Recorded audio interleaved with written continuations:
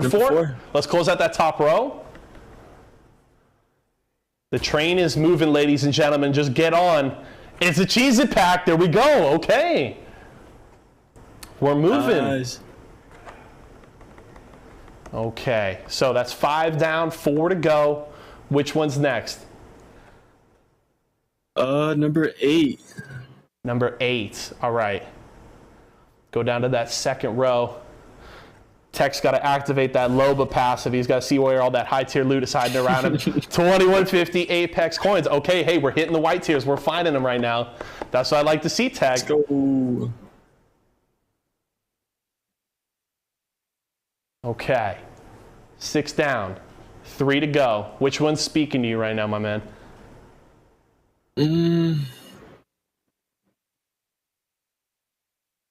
Let's go with number 17.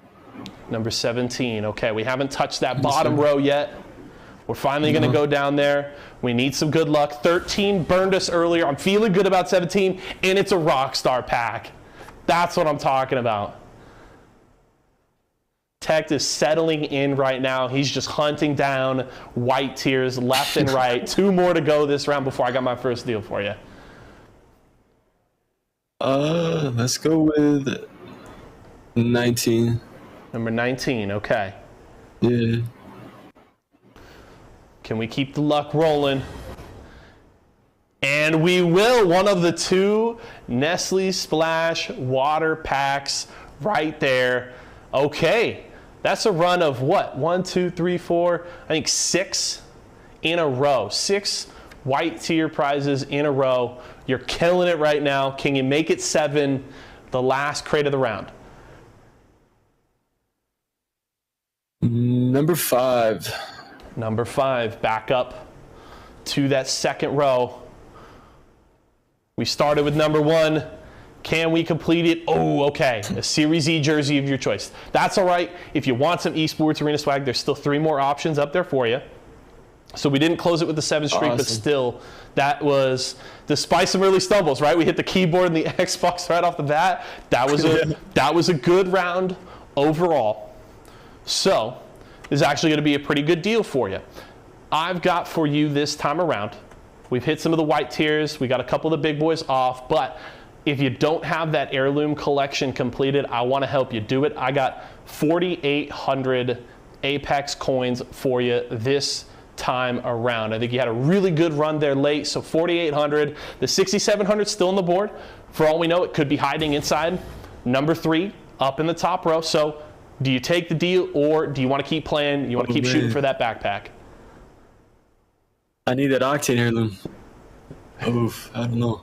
There's still, I mean, hey, and you could still win. There's a 6,700 up there, which is even more packs, right? So, all right, how many more packs do we got to do until next? So we'll do 6 this next round before my next deal.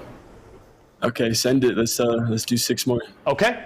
Okay, Texas Steel. He wants to keep playing. He likes the idea of trying to grab that Octane heirloom, which I hear you, my man. It's pretty sweet. But we'll see if maybe 6,700 hiding here somewhere. So 6 crates got to go this round. What are we starting with? Let's do 14.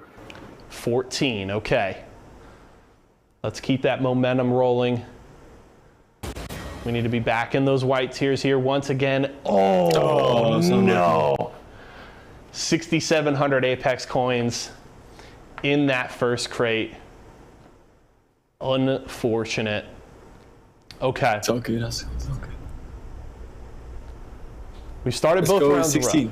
16, he says. Okay. Yes, sir. We're going to have a quicker recovery, though, this time. There's no Xbox to hunt down anymore. We're going to get right back to those white tiers right now. I'm feeling it. I'm feeling good. Ooh, that's a white box. That's a white crate. The Esports Arena Mystery Box, one of those 2 prizes off of the table here. Okay. 2 down, 4 to go. What's next? You gotta get that sniffer back, hunting down those white tiers. Do number 6. Number 6, back up to that second row. Yeah. We're looking for a Pop-Tarts pack, a Rice Krispies Treats pack, and here, oh, it's the Walmart gift card. Oh. You're just finding all the blue tier loot right now, Tagged. It's all right. We'll get him very soon. Hey, we're still in a good place. Still 2 Razor prizes up on the board. Let's go with number 20. Number 20, he says, down to that bottom right corner. We're going to open 2 more after this before my next deal. And it's a Nestle Splash Water Pack. There we go. This is the recovery starting, ladies and gents. Back into the white tier prizes. This is the kind of loot we want to get off of the table right now. He's trying to improve this next deal. Okay, 2 more to go. Number 9. Number 9, he says. Okay. A few more of those single digits left. He's going to eliminate one of them here. It's the other Esports Arena mystery box. Really finding a lot of those blue tiers here in this second round, my man. Last one before my next deal. We need a good pull right now. There's 3 white tiers still available. So you really have, I mean, you got a 50% chance of pulling a white tier prize right now. So you got to find it. Number 15. That's it right there. Number 15, all by its lonesome down in that 4th row. Let's crack that sucker open. Ooh, the Razer Wireless Black Shark V2 Pros. Okay.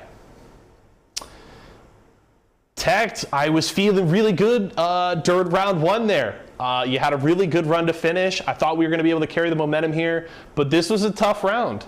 I offered you 4,800 Apex coins last time, but the deal's not going to get better this time. We're going down a little bit. But the great thing is, no matter what you walk away with today, it's a dub. I know you got a lot of games to play tonight. I want to make sure we can keep your energy up here when you're playing on Pro Night. So I want to send you a Rockstar Energy pack. I want to make sure you're hydrated. I want to make sure you got plenty of energy when you're playing all of these games. So deal or steal here on the Rockstar pack. And just so you know, I know you asked last time, if you steal this time, we open 3 more crates.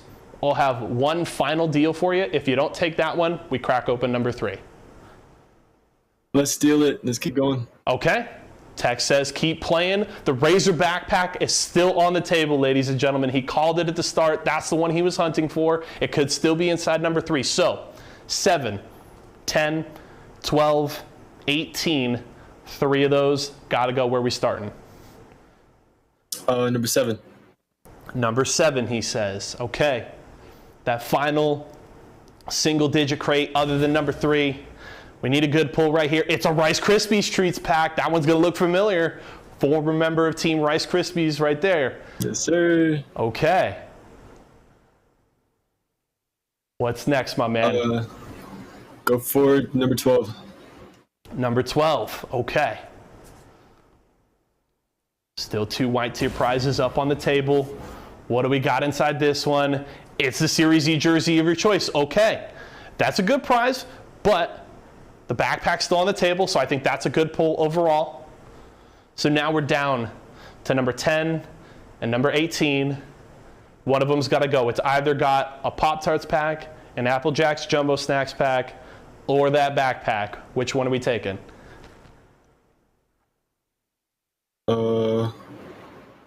Number 18. Number 18, he says, is it one of those white tier prizes? What do we have in here? It's a Pop-Tarts pack. Let's go, Tech. Okay, so you put me in a very interesting position right now. We're down to 2 crates, and number 3 either has the Apple Jacks Jumbo Snacks pack or the Razer backpack you were looking for at the start of the show. So my deal for you here this time around, you mentioned earlier, you were like, I want to grab that Octane Heirloom. You were kind of eyeing that 4,800 Apex coins I offered earlier. This time around, I'm going to even bump that up a little bit. I got 6,700 Apex coins for you this time around. If you take it, boom, Apex coins are yours. You can try and hunt down those heirloom shards, and we're done. If you say steal, we see what's inside number 3. We see if you got the backpack. Are you willing to risk it to go for the backpack? Yeah, let's do it. Let's go steal. I love it. I love it, Tech. I knew you weren't going to take it. I knew you weren't going to do it. The backpack's still on the board. it was just a formality, man. I just had to show you something. All right, number 3, did he get it? Is it the Razor backpack? We went the distance, ladies and gentlemen. He did it! Let's go! Let's go! All right! Let's go!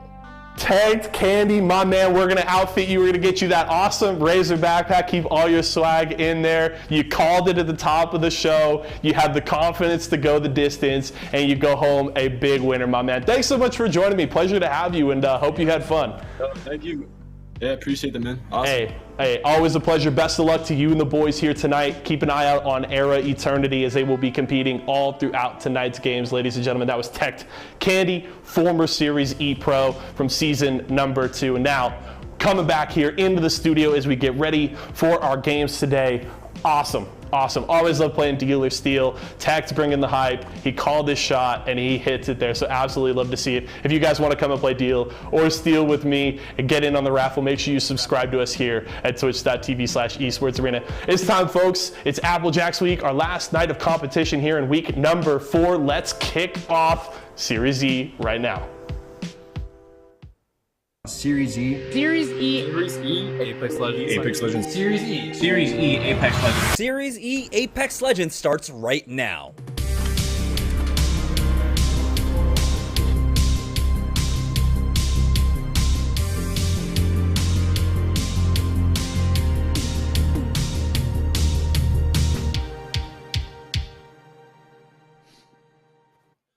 All right. Welcome, everybody, once again for Series E. I've got Stella joining me on the cast tonight once more. Yesterday, we saw Team Intel just narrowly missing out on another 100-point night. And tonight, they got even more difficulties ahead of them because they're going to have 11 of the best North American squads joining us. This is the pro night for Applejacks week. And so we saw it's been G2 dominance left and right, tournament after tournament. They have been winning everything for the past month and a half or so. Can anyone stop them, Stella? I don't know. We'll see. We have a pretty impressive lineup here. So I don't know. I haven't, let's just say I'm not leaning towards anyone yet, but we'll see after the first game. Yeah, all right. So we do have, of course, the Season 10 changes. We saw a little bit of it in play last night. It was a lot of fun watching teams try out the new Seer. It was pretty dominant within yeah. I guess, the meta so far. But will the pros pick it up? We'll see. Not too much has changed, though, in the terms of format, as we are going to be playing 6 matches across World's Edge. It is the new World's Edge. We've got the new Lava Siphon along with the Climatizer, but we're still playing 6 matches there on World's Edge. We got $500 on the line, and the point system doesn't change there as well. Placement points and kill points matter. 12 points for first place, all the way down to 1 point for 15th, and then, of course, 1 kill point for every kill. So now it's all about how do teams adjust to basically the new metas. And now, like we said, we have 11 of the best North American squads in here. We've got Ghost Gaming. We saw Era, of course. Tagged Candy winning that really cool Razor backpack. I mean, he's going to need it once we get back to lands.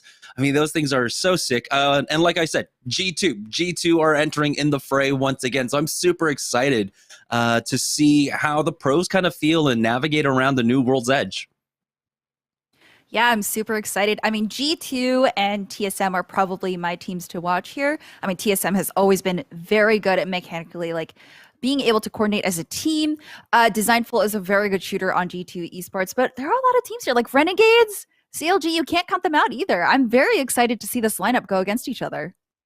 Yeah, particularly for me, what I'm really looking at is a lot of the teams that are dropping there on the south side of the map. How because there are just so many changes, right? With Sorting Factory getting just basically wiped off the map, and then you have Lava Siphon there. It changes up the map a lot, and then more towards like the center of the map as well, with Train Yard getting changed. So teams like G2, teams like Renegades, teams like Ghost, I'm really looking forward to see how they adjust to these changes right now, because it's pretty massive. I mean, we saw Team Intel, they were typically dropping Sorting Factory. We're not going to Lava Siphon, or it didn't seem like they were dropping over at Lava Siphon. They were trying to they took Lava City away from Team Rockstar. So it's going to be very interesting now with the addition of our 11 pro squads joining in on us today.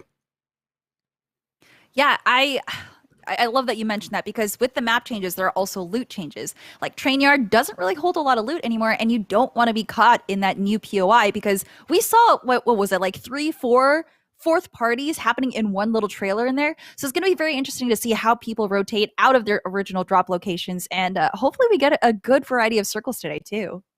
Yeah, dropping at train wasn't the greatest. Fighting at it was all right, no. because you had the verticality to deal with. There were outplay potentials with movement and everything else, right? But now it's much more flat. It's not quite the same. And we did see a lot of bottlenecking there. We'll see if that remains to be true with the new changes. But we were also very gifted, I guess, last night in the types of circles that we saw, because we had very I would say 5 very distinct circles, and it felt refreshing to be able to see so many different kind of end games and see those playing out.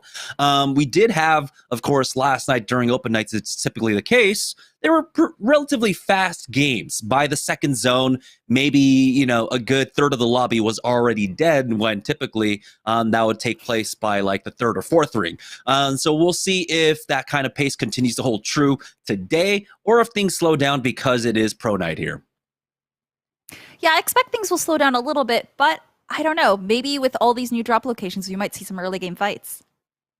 Yeah, we did have a lot of early game fights taking place last week as well. I want to say Charlotte Phoenix was a team that was actually getting into frequent fights down by launch site. I believe they were getting challenged by Cheez-It left and right. So we'll see if that 50-50 takes place. I mean, we're going to be keeping an eye on across the map for game number 1, because game number 1 is always important. It sets the pace. It kind of informs us about what teams are confident about their drop spot and want to maintain that drop spot, especially when more tournaments are on the horizon. Yeah, I think we saw Team Rockstar trying to change their drop location last night as well, just because it wasn't working out for them. And making a last minute change like that is very difficult, especially when there are teams already solidifying their claim on a specific POI. So that'll be important to watch for. But yeah, I mean, game 1, I'm really excited. I just want to know what it's going to be like to watch these teams play. Yeah, and I've been hearing some really great reception for this season too. People are feeling like the loot table feels a lot better, that the new POIs have really good loot as well. So when we're talking about Climatizer, and when we're talking about Lava Siphon, I mean, those were already 2 drop spots that were great. But the fact that they maintained that and maybe have even better loot, that's great to hear so far. The loot table, I think, with removing some of the additional I guess hop-up attachments might have helped a little bit there as well. And there's just been so many big changes for Season 10. I'm really happy to see it. We did get to see, of course, the Caustic buff come into play last night. A number of Caustic teams making it fairly frequently into the top 3, and the power of Caustic throughout that. I'm so glad Caustic is back up on damage, though, because the gas is meant to, like, you're not supposed to sit in the gas. It's supposed to punish you for being there, because it's supposed to be something that you're just like, oh, wait, I can't just rush in there. And the stun was always powerful. So adding a little bit extra damage every 2 seconds, I think that was a pretty good call.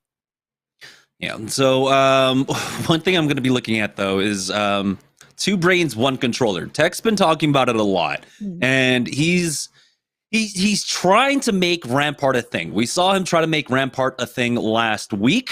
Didn't really work out for them. I believe he was filling in for Razor, if I'm remembering correctly. I'm probably wrong. But he was filling in for one of our teams last week, and he was forcing Rampart the entire time. We'll see, though, if Rampart has a place in this meta. I mean, it's kind of thematic, I guess. You got the Rampage. Rampart made the Rampage. Like, maybe it works, but I don't know. We'll see if he sticks to his guns there. And speaking of guns, we saw yesterday was really refreshing. I mean, it didn't feel like it was like a stale gun meta. We were seeing everyone use basically everything except for like the P20, Mozambique, and the Re45, which is always the case. Right. Yeah, I'm very curious to see how the pros will be playing. The Rampage isn't super overpowered. up close, it's really hard to use, but at a distance, it's like the Scout but better, basically. So you do want that for the medium to long range fights. And the Prowler, the Prowler is a little bit OP right now. Maybe if they nerfed the burst speed, that'd be nice, because I think as of right now, you can 3 burst like 3 times and pretty much down someone with purple shields, which is pretty bad. Yeah, I think one of the things that like never really got touched with the Prowler, and I think they have tried to work on it, but they've never done enough about it, is like the hip fire. Like the hip fire on the Prowler was always busted, always busted. And I believe they tried to nerf it, but it felt like it did nothing at all, absolutely nothing at all. And so like its hip fire accuracy is absolutely insane. And yeah, so I mean, I'm glad to see it back in the fold. I loved it on when the game first launched. It was one of my favorite guns, especially if you were able to get the select fire for it. It made it huge to be able to just destroy people with it. And then everyone realized that the burst was actually so much stronger, and then it was like, okay, we don't even need the select fire anymore. So there's that. But we're still getting game number 1 set up. Ridiculous. Oh okay, yeah, cool. Yeah. So we can just keep talking about how ridiculous the burst fire is. Absolutely ridiculous. I mean, it was weird because like the select fire never really felt like it, like, you know, it's such a weird thing, right? When you had guns like the Flatline and a 301 that could swap between automatic and single fire without a hop up, but then for the Prowler you needed it, or even the Havoc needed the select fire, which no one even used the select fire on the Havoc because everyone hated like the long range single shot burst mode on it. Just, I don't know, like that was definitely weird. I kind of miss it for nostalgia's sake, but yeah, I don't know, the call to choose the higher DPS firing mode on the Prowler, pulling it out of the care package, is a little weird because the DPS on that has always been very strong, and once it went into the care package, I believe it was buffed, and I don't think they nerfed it that much once they pulled it out of the care package this season. So it's just incredibly strong. I mean, last night I was running R9 Prowler, so I could just switch from one to the other and just finish up with the Prowler. It's actually kind of ridiculous what you can do right now. Yeah, that was my season 3, season 4 go-to. I just like I always like running like double of like the same type of weapons, right? So like double SMG or like double LMG. I don't know if you've ever ran into like someone who's run around with like a double Spitfire or like Spitfire L-Star, and it's just like, when are they going to reload? I would be so upset if I actually ran into someone like that. I would be so upset. If you have double Spitfire, you're hosing out like 110 bullets or something. 100 bullets is just ridiculous. There's like no downtime. Yeah. No, absolutely not. I would hate that, especially now with the care package weapons. You could just gold mag, it'll just reload, so you could switch, then switch back. It's making me really angry thinking about it. Yeah, so it is Applejack's weeks, by the way. So let's try to rein this in just a little bit more. I mean, I've been having a lot of fun talking about this. Applejacks, they didn't have like the greatest game or greatest night last night. It was only a 20-point game for them overall. And so maybe we'll see if they can change things up here as we continue on here on Pro Night, because we also saw last week Team Intel, when it came to Pro Night, they didn't have the same kind of performance. They had 100 and some odd points in the open night, but they only ended up with like 25 points during the Pro Night. And so it does become a completely different game. The caliber of players that we do have here, because it is, of course, the best North American squads that'll be joining in. When we saw Applejacks, I believe, for last week's Pro Nights, they ended up with 39 points overall, which was a better performance than Team Intel throughout Pro Night. So maybe it's the case that like Applejacks just perform better when it's a bit more of like a kind of stable, competitive environment. Yeah, there definitely is a difference between open night versus playing with pros who are very used to playing against each other and know the ins and outs of everyone else's teams. So maybe they're used to playing a little bit slower, taking things a little patiently, because the pacing is definitely going to be a little bit different. I mean, if you look at ALGS, like, you know, that's like the top tier of competition. You see how slowly things work. So very interested to see how Intel and Applejacks will do this week. Or today. All right, here we go. We've got our first game set. So for Applejacks Pro Night, let's go ahead and head into World's Edge. As we can join on board with them, we can see there it is going to be Blueberry Smalls, Kupski, and Double O Negative. If I remember correctly, They typically like to go towards the staging side, and it looks like that is where they are going to be landing for game number 1. Other things to keep an eye on. There might be a contest going on over at Countdown. I might have seen 2 brains, 1 controller, along with Razor over there. So we might get the early 50-50s that we were asking for. Yeah, I'm hoping to see some early engagement. Oh, this location is not great though, but hopefully they can grab some loot and just rotate out of that quickly. Yeah, for a team like Applejacks, especially like with Kutsky at the helm, they're okay playing starved. This is a squad that typically does like to play for the late game, try to get center zone, try to predict that one. And speaking of predicting, it does look like the ring is pulling down to the southeast. We have someone picking up the beacon for us, by the way. And so if we can take a look at the map in just a moment, this one might be pulling down over here towards the new lava siphon as Team Razor find themselves in a fight right now in Dome. It's going to be Team Razor. They have full control over the roofs right now. Is Zara Tricky is gaining control over this door, making sure no one comes out. Okay, Sentinel P20. Early game fights. Oh, and the Seer tactical. Yeah, it's going to be Ghost on the other side of this fight as Panders gets the knock onto Baby Thule, and they're looking for more. This fight is already looking fantastic for Ghost. As you can see, they've already got 1 purple armor, and there's no heals on the Razor side as they're just trying to ego this one, but they're going to get taken out. And we get to actually talk about it now. Ghost are still, they're going to be running the Valkyrie along with the double big boys. And so when you've got 6 on that Gibraltar, when you got Metro on that Caustic, this is a squad that also likes to play for the late game. I liked, when they were playing a lot more aggressive when we saw them during Series E, but here it is, 2 brains, 1 controller now making their move on into Lava Fissure. They've got a squad ahead of them, and Mercy Only's already going to back away. Wait. Okay, so he's going for Fuse now. Was he memeing? He wasn't memeing when he was tweeting out that he's a Fuse main now. What? Oh, okay. Well, I mean, with Fuse's buff, yeah, his Q now lasts double the amount of time. So, and the recon, actually being able to see the scans of people inside his ultimate is actually pretty useful, but I don't know if that's enough to bring into the competitive meta, but we'll see.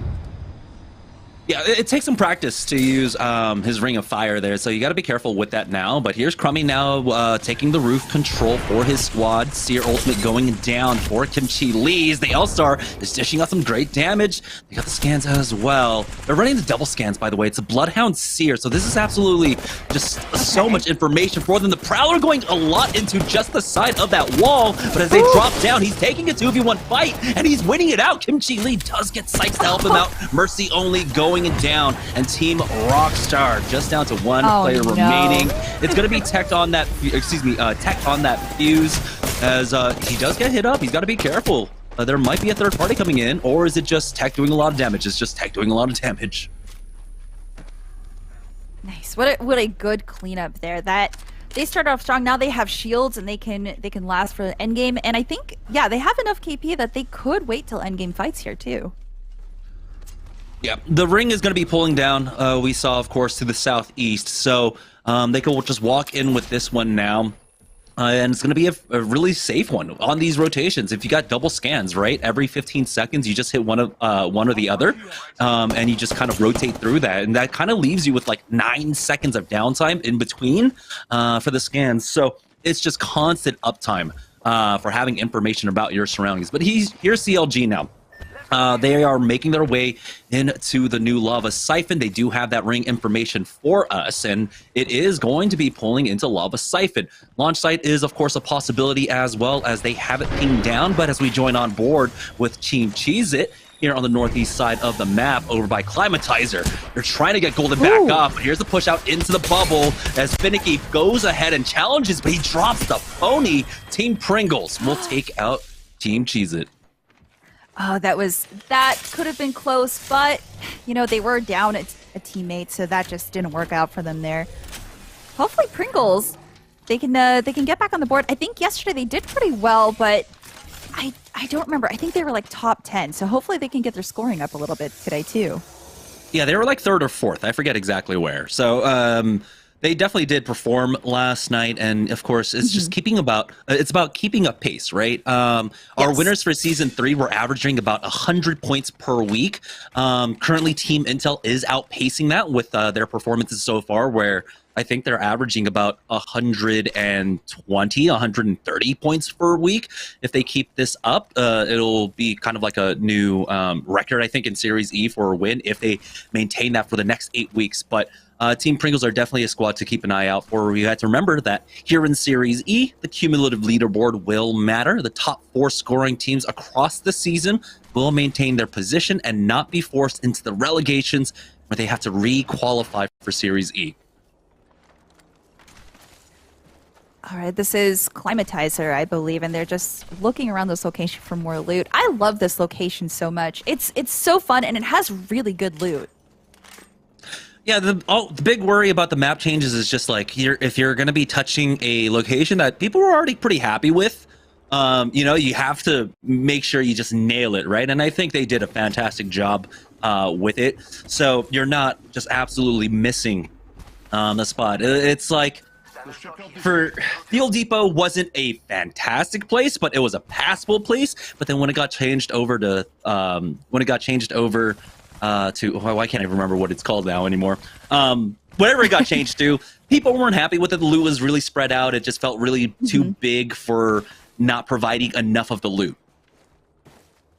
Yeah, I feel like these rotations are really healthy now. World's Edge feels even better than it was before. And I'm just really interested to see. Oh, okay, we actually have a fight with CLG here. It looks like they're just poking. They're not fully committing yet. They just have a squad above them currently right now, and we'll see, because this is more difficult, right? When you're running the Bloodhound versus the Seer, Bloodhound scan, much larger, but the Seer scan provides a lot more utility, but you need to be a bit more accurate with it. It's still a rather wide tactical, but you have to be pretty accurate with it. Right there, I don't think he was actually able to get the hits, but it was super close. Yeah, I don't think he got anything either, but they do have the passive to tell them where the other team is, which this is such a strong passive. You're able to just track enemies, essentially. Yeah, every time you ADS, you get that little indicator there, and it lets you know that someone is right in front of you. At that point, oh, you got to be careful. Nox gas grenade is going to be used onto Vaxlon there, as it's going to be the full push out from this squad. Surprisingly enough, that forces out the bubble from Nog, as Madness now rejoins the rest of the squad. So I think it was just the timing, seeing Madness going out with that Octane. But here's Vaxlon. He will throw down that ultimate. He'll give himself some information. Go for that Q. Does get a connect from range. It has to back off as he's getting tagged up big. He almost gets cracked there. Yeah, they are in a little bit of a risky position here. They can't really leave this room without getting caught out, so now they're going to have to look at escape plans here. Or potentially repositioning through the back. But they do have the ultimate still going, so they're still able to get tracking here. So they might be able to just hold. Yeah, the game state is in a position where it's difficult to rotate out. So many teams are still alive right now. You know that the real strong positions that you might want to hold are already probably taken, as we do have a fight, Ghost versus Intel. You can go ahead and join on board with that. It's still over here at Lava City, as Intel do finally trade on back. It looks like it might be a third party as well, as Gibby goes down, traded. Duke picks one more up. It's a 3-team affair throughout all of this. We'll see if Ghost can recover 6. We do have Metro, of course, controlling the stairwells with his barrels now, trying to slow things down as he tops himself off. 6 is about to get finished off, I believe. No, it's Malice Mamba getting finished off by Panders there. Has 6 been able to drop it down for them to get the res? It's just the thirst coming out, as it looks like Malice Mamba and Intel are going to be losing out on that. And here it is, the recovery from Ghost. Yeah, playing slowly with Caustic is always a good idea because you really need that setup time. But it looks like they are going to get tagged here, so they know they got the res, and they know that they need to heal, so they can keep canceling that. Looks like 6 does go down, and they're now in a full-out fight here. Yeah, it's Team Pringle showing up as like a fourth party here in this fight right now. They want to get involved in this fight as G2 actually just went down as well. We'll see Team Pringles now on the rooftop. They do have a team across the ways. Have to be careful as they back away. That squad is going to be forced down very shortly here as it looks like they might be going for the redeploy. It's just the duo of them getting out of dodge, realizing another full 3-man has shown up. Yeah, that's probably the smartest thing to do here, especially since it's still only around the end of round 2 and there's still 16 squads left. You don't want to go out this early. And Team Looks Pringles like are just going to call it there. Continuing as well. Yeah. Going to play this one a little bit more at range. They don't know exactly the state of this fight. They don't know if the reses came through, who got finished off, and so they're just going to wait this one out for now. They can wait for the squads to kind of start up the fight again if they do, but it does seem like there's a knock on the ground. If they can get the Seer scan right on top of it or Seer ultimate, they can just re-go for that. It'll be like another 30 or 40 seconds, I believe, before he gets it back. Yeah, looks like they are trying to catch them outside. It seems like they are going to try and finish this because the other team does have to move towards Pringles. Yeah, the ring is pressuring the team right now, and so Team Pringles, they can just bide their time here as Rice Krispie Treats over by Tree are trying to make a push on in. Clinical's already thrown down his ultimate now as a jump pad did prove maybe a little bit of an obstacle, but not by much. There they go. They got the knock onto O-Reeds. Will finish him off, and Stunny goes down as well from Era. So Rice Krispie Treats now on the move to move in with the zone. They find another player. O-Reeds getting finished off there. Namusona will go ahead and chase after him using that grab lift to try and get him as there it goes. Tech Candy going There's down. So now we're down to 14 squads remaining. Yeah, it makes me so happy to see Horizon being used again. Oh, Pringles in another... Oh, Pringles finishing up that fight here. Looks like the other team did push out.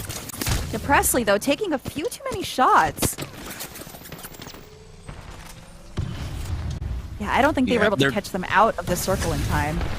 A lot of nades are coming in right now, and the tables have kind of turned onto Team Pringles. Ooh. They've taken a lot of damage there. Phony almost gets cracked. Presley is down to about 110 HP. Will be able to back away, forcing out the defensive bombardment there for them. So Team Pringles, they're riding on the edge of this zone, so they can still continue to gatekeep at this point. If that squad doesn't make it into the tunnel, it's basically lights out for them. So Team Pringles are just playing this the slow way that they need. Ooh. They do lose control over height right now, but they realize that they've got the scans out from Presley to give them that information, and so it's not going to catch them off guard. Here comes out the Q, does miss, but they have a relative good idea about where this is, and with the caustic Nox gas grenade coming out, that's got to mean it's going to be Ghost on the other side, and it is 6 getting the knock onto Phony, turning the tables onto Team Pringles as he drops down. Panders picks up one more, and Ghost, they were on the verge of getting knocked out. They've turned this around, and they will finish them off, but they need to recover. They need to get the reses on 2 players here.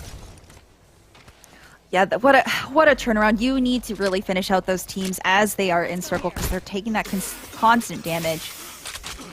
Oh, it looks like Team Intel's down a player and still actively in a fight. Not quite sure who they're fighting against. Remember, this is one of the squad that was in that big melee over by Lava City that did try to disengage from that fight, but they lose out on 2. It's just going to be up to Verhulst here on board with Charlotte Phoenix, who were actually trying to punish Team Intel, but they never pushed hard enough. And so it does look like Team Intel were at least able to get 1 up. I don't know if they were able to get 2 up. And so we'll check in with them in just a moment. Right now, Charlotte Phoenix are controlling the south side of the map. Here's Rice Krispie Treats. They spotted out I'm Just Gibby. Remember, that was another squad that was involved in the Lava City fight. So Rice Krispie Treats, they have 4 points to their name right now. This is looking like a great round number 1 so far.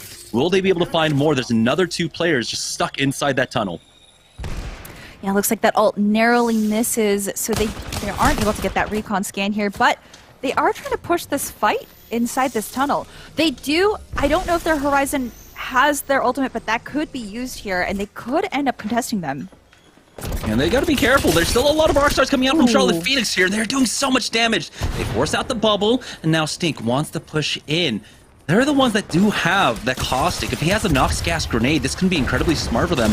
But there's the black hole. They do clear it really quickly, so no threat to them from Charlotte Phoenix now as they push forward. And they're going to leapfrog forward with the barrels. With a minute and 42 seconds to go, they have plenty of time to try and take this fight, but it looks like it's just going to be a full disengage for RKT. They've got to be careful. Eyes are beset on them from that lava siphon side, but they've got plenty of cover, it seems, to work with, and they will be safe here for now, but they still have a short ways to go to make it into the safety of the next zone. Ooh. Yeah, they definitely don't want to stay here for too long, since anyone who looks down can pretty much just get free shots as they rotate in. Oh, and it looks like they do spot someone on the bridge. They might be able to climb this and contest them and hold them out. Oh, and it's Team Pop-Tarts that just moved across the bridge, but with a Kraber. We saw a lot of Krabers coming out from Pop-Tarts last night. Narrowly missing that shot is Exile. He will just back off for now. They're in a pretty decent state. They do have the bridge to play off of there, so if they need to drop down to the low, they can. We'll see if they commit to that low ground, but I mean, this is again like what would have been a very classic circle on the old World's Edge. This would have been basically the toilet bowl ending basically by the fences just to the south of that. So I like how we still maintain consistency when it comes to the end game zones. Yeah, I'm kind of glad that toilet bowl is gone, because playing around that was just extremely difficult. But now you have all of this open space, and you have to think about cover very, very carefully. Looks like a lot of teams are dancing just outside the circle.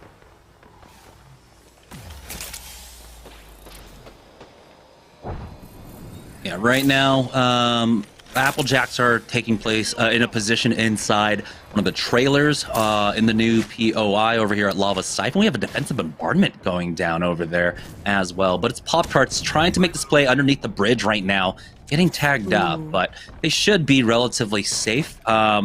As you can see, plenty of heals going around. Lion dropping cells and bats for his squad mate. He still has 11 shots left in this Kraber.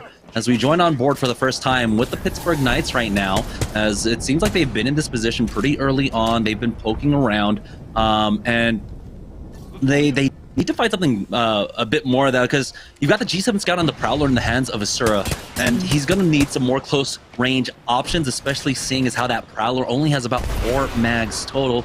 We'll see if they can recover anything, but we're about to head into the final circle, and we have 8 squads remaining, but it's not going to remain 8 squads. As Charlotte Phoenix face off against CLG, it's going to be a 2-for-1 exchange as Great God finally answers back. Defensive bombardment goes down, does not have a bubble for himself. Here's the Knights coming in for the third party, getting the knock onto Vaxlon, and Charlotte Phoenix are finished off, and CLG just a moment later as Bronzy picks up that last kill onto Nuck. Another team getting involved here, as we did see that Horizon coming in with that black hole. It's going to be Rice Krispie Treats losing out on one as Gildersons takes out 2. Quick recovery out now from Knights. That was a bit slow game for them, but things definitely picked up in pace. But oh no! And they get Lion down to that Pop-Tarts Kraber. Asura is up though, and so maybe he gets the bubble res at the very least onto Gildersons, and it is a gold bag res. And kind of the audacity that he doesn't go for the bubble, but that might work out for them. The zone's going to be closing in soon. They want to hold on to that. Yeah. For now, another tag with that. Somehow surviving might have just gotten the heal off. Yeah, they may be holding on to that bubble for when they need to rotate into the circle, since they know that they have eyes of other teammates here. And I believe TSM is actually holding a building right now. TSM have been largely silent throughout game number 1, but this is a really quick rotation for them as 303 are about to get knocked out. There's just one left. Applejacks here on the roof. We'll be able to secure the thirst at the very least onto the 303 members. We'll see if 00 Negative gets safely brought back, and it does seem like he will.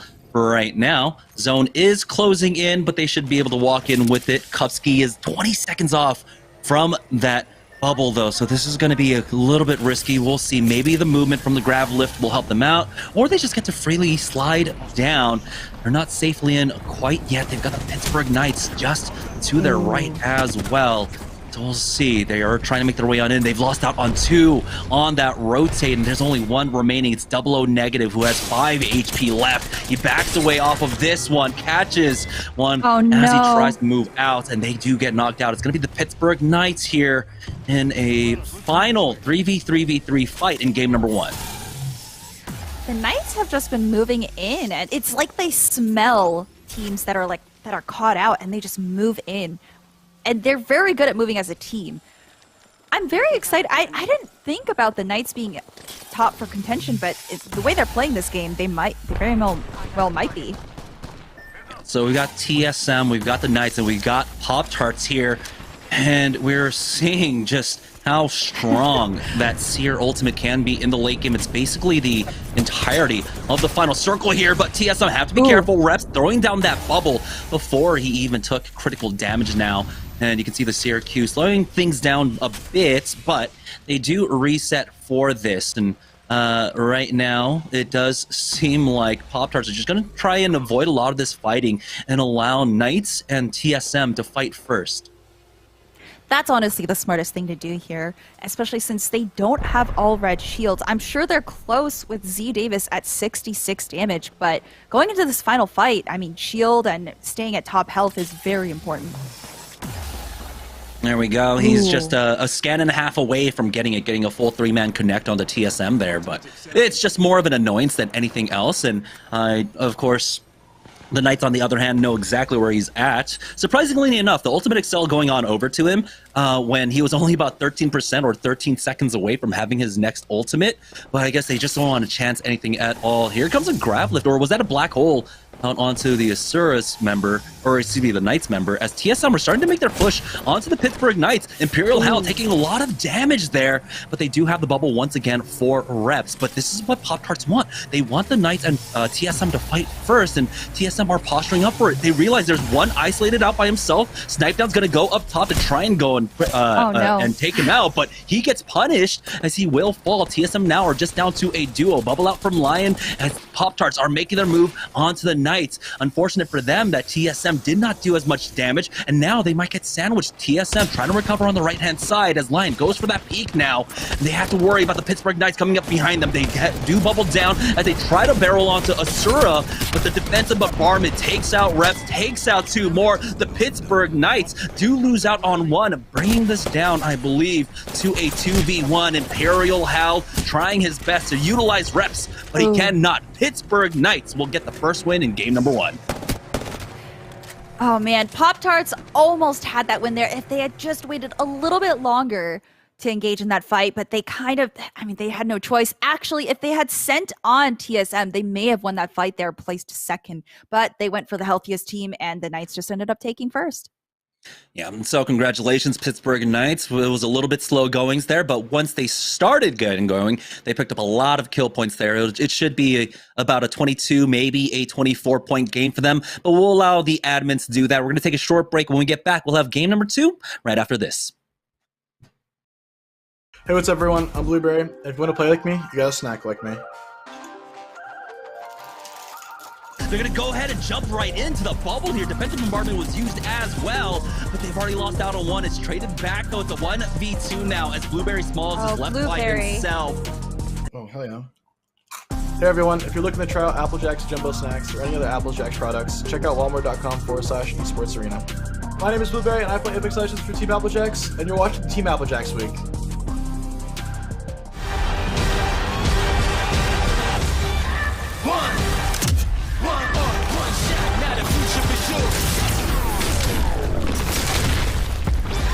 Verses coming daily under pressure. Working on applying the scheme. The true style trademark is at the edge of your dreams. I'm talking. Yeah. One shot, now the future is yours.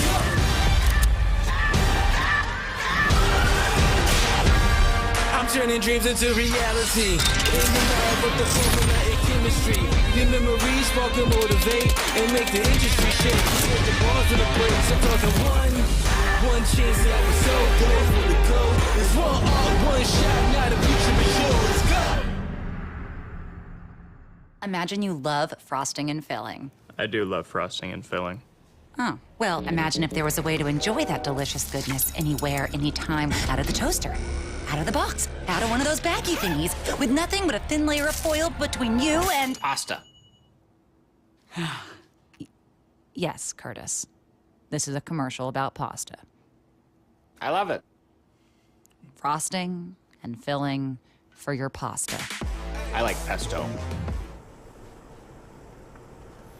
All right, everybody, welcome back. Game one all set there, and the Pittsburgh Knights coming out with a big win. Pop-Tarts caught between a rock and TSM there. They go down, and PK able to finish it off and grab the victory. So a big win for that squad there. Let's check out our player of the game for our first game of the day here as we continue rolling with Pro Night here in Applejacks Weeks. And it is Asura. All right, 5 kills and 5 assists as well, getting over 1,700 damage that game. They had to kind of play a very tight dance there. Obviously, when you get down to those final 3 squads, the team that gets to third party typically has the advantage. And interestingly enough, PK actually initiates the fight on Pop-Tarts, plays around the Gibby bubble really, really well, takes out Pop-Tarts, and then they're able to win the fight against TSM. So really impressed with what we saw from PK there. The question is, can they keep it rolling? And that's been the question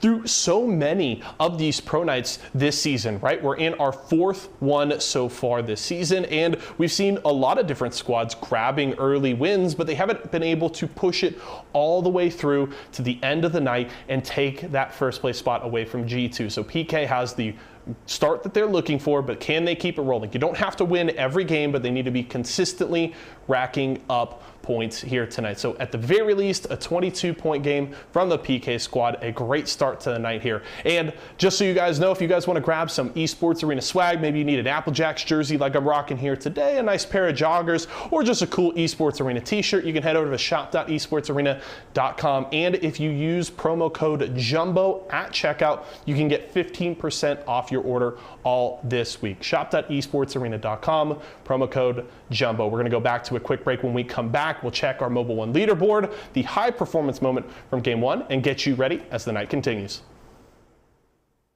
Hey, what's up? I'm Kupski, and this season, Applejacks is going to win it all.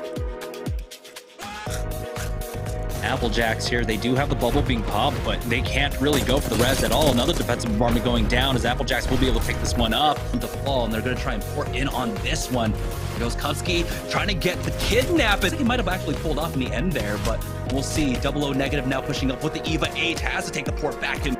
If you're looking to try out Applejacks Jumbo Snacks or any other Applejacks products, check out walmart.com/esportsarena. My name is Kupski, and I play Apex Legends for Team Applejacks, and you're watching Team Applejacks Jumbo Snacks Week.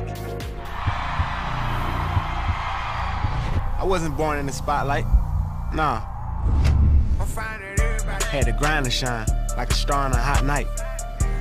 And something about the struggle now resides in my muscles. And every trial and trouble helped to hang my hustle. Real rock stars don't chase the spotlight. It chases them.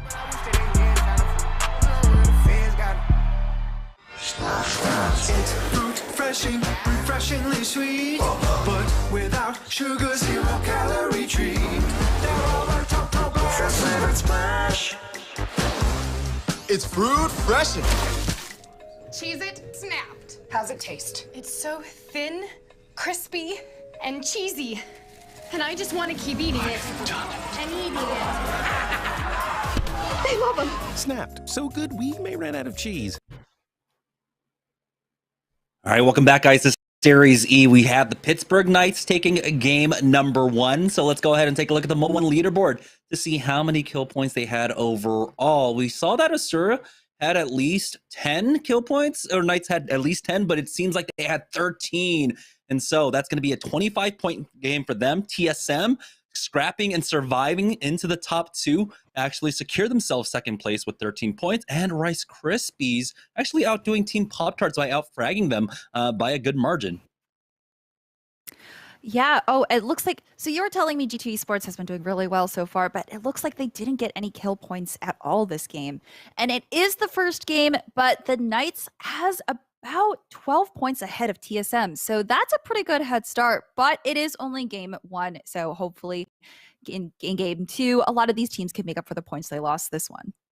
Yeah, you can never count out G2 because they are one of the high-flying teams, right? When they kind of have it all firing on all cylinders, that's when they're easily dropping 30-point games. They are one of the most consistent teams to be able to drop 30-point wins and, even head up into that range of like 35, 37 points where they're basically taking out a third of the lobby. But this one I think was a bit more difficult. It was a southern zone, finding that rotation, right? Coming out from thermal station and then having to go over to lava siphon.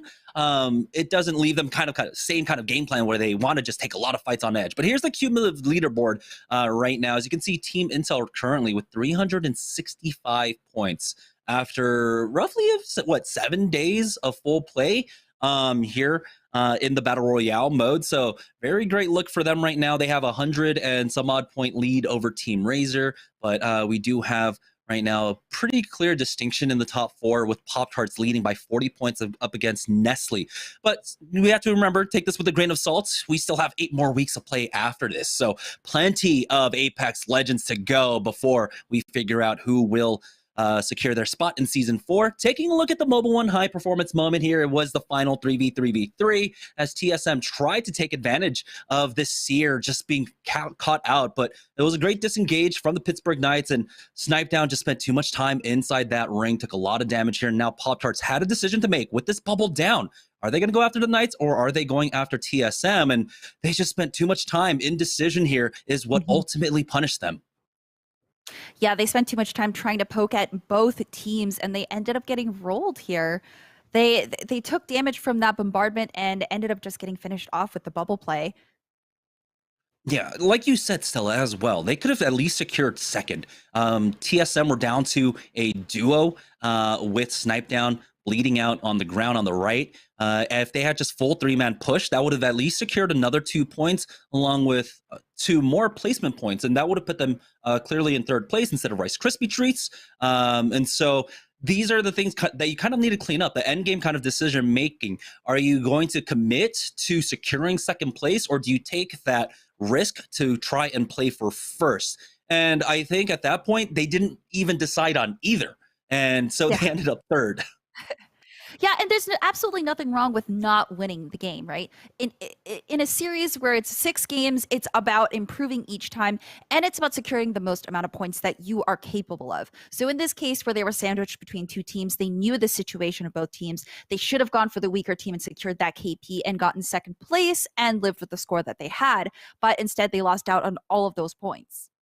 Yeah, I mean, either decision, either to push TSM or to push Pittsburgh Knights. I mean, the chances were higher to secure 2nd place if you push the Knights. But like even trying to push the Knights there would have, it's at least a decision to try to play for a top 2 at the very least instead of just kind of like lizing about. But now here we go, heading into game number 2 now, back on World's Edge. So let's go ahead and head straight into the game.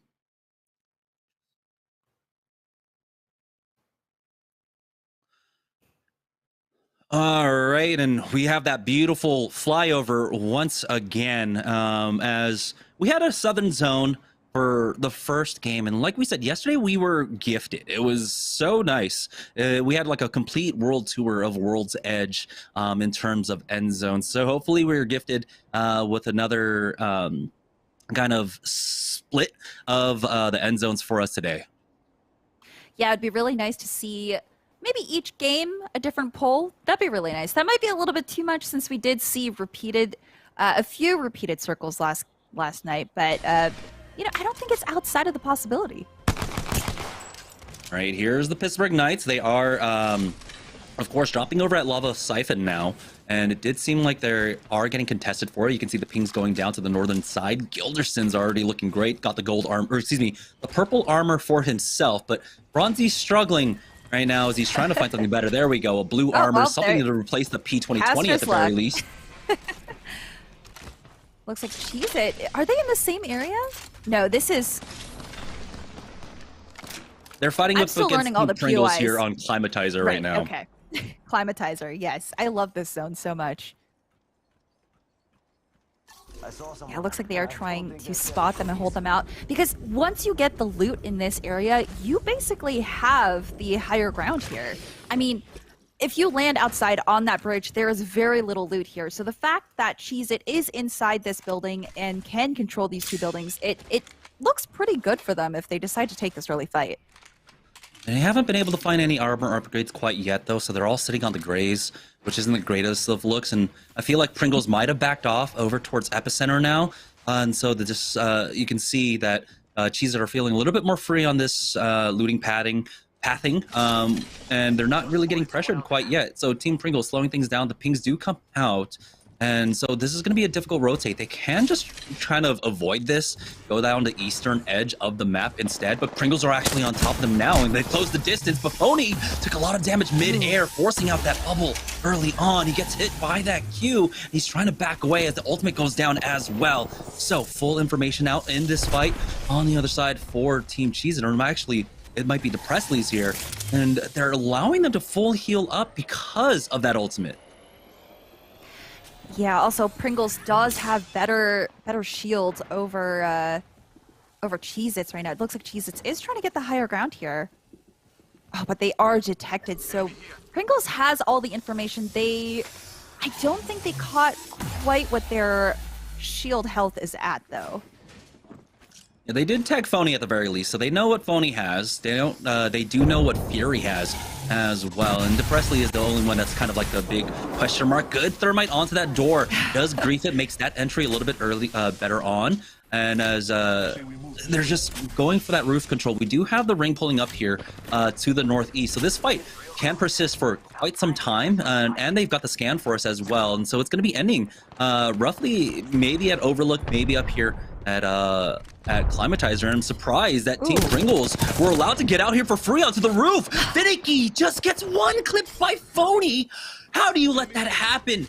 Team Cheez is getting absolutely punished now, and they're trying to go after them. You can see one of them on the gondola as well as Applejacks find themselves in a fight over by Trainyard right now. They're trading back with Team Razor. Mercy only taking out Kupski before he falls, but it might be down to a 1v2 here as Blueberry's trying his best though with a 1v1. And Two Brains, one controller, get finished off, but the third party is already here, and Blueberry Smalls is just gonna have to call it now. Kupski, 00 negative, getting finished off. Crummy showing up to finish them off.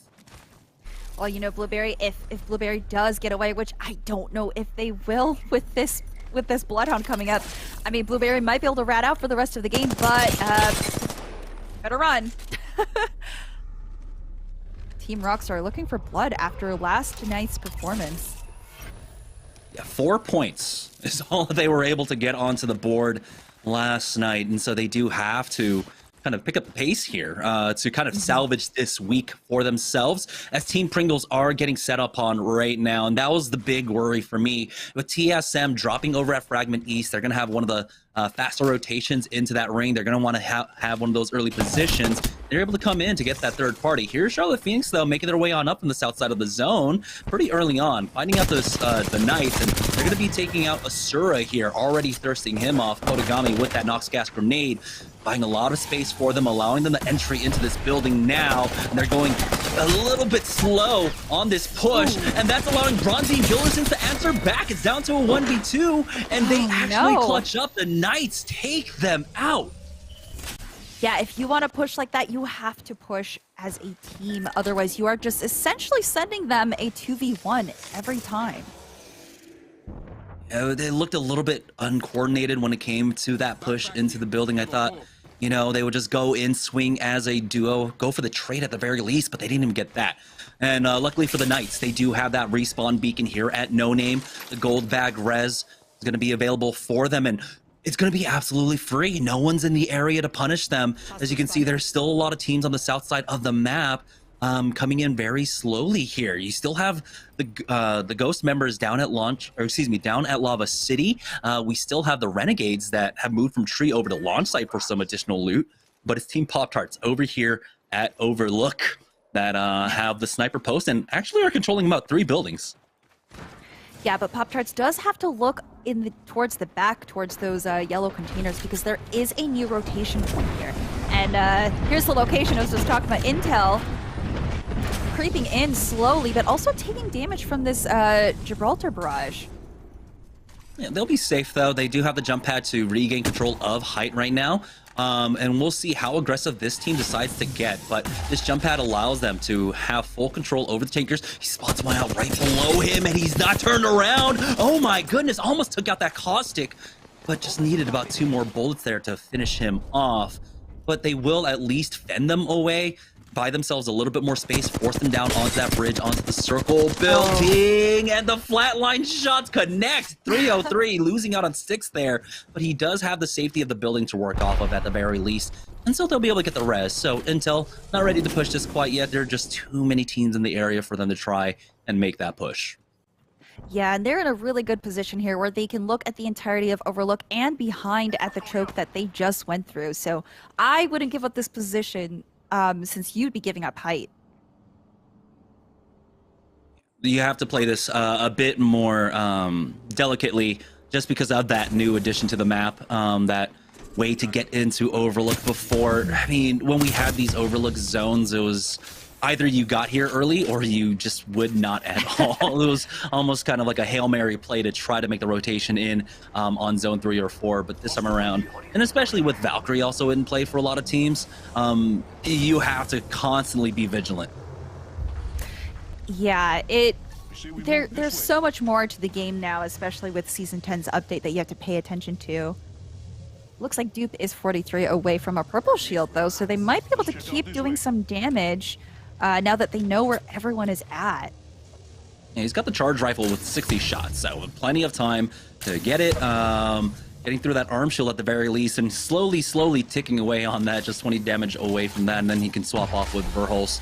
It does look like possibly a team was deciding to maybe make a push, but Dupe is going to focus on the team that is much closer right now inside that building just to their northwest. But they're going to have to make a move. They are actually out of the next zone, and now they need to consider where they want to go. On board with Team Rockstar, who are here on the western side of the zone, have spotted out a team in West Frag.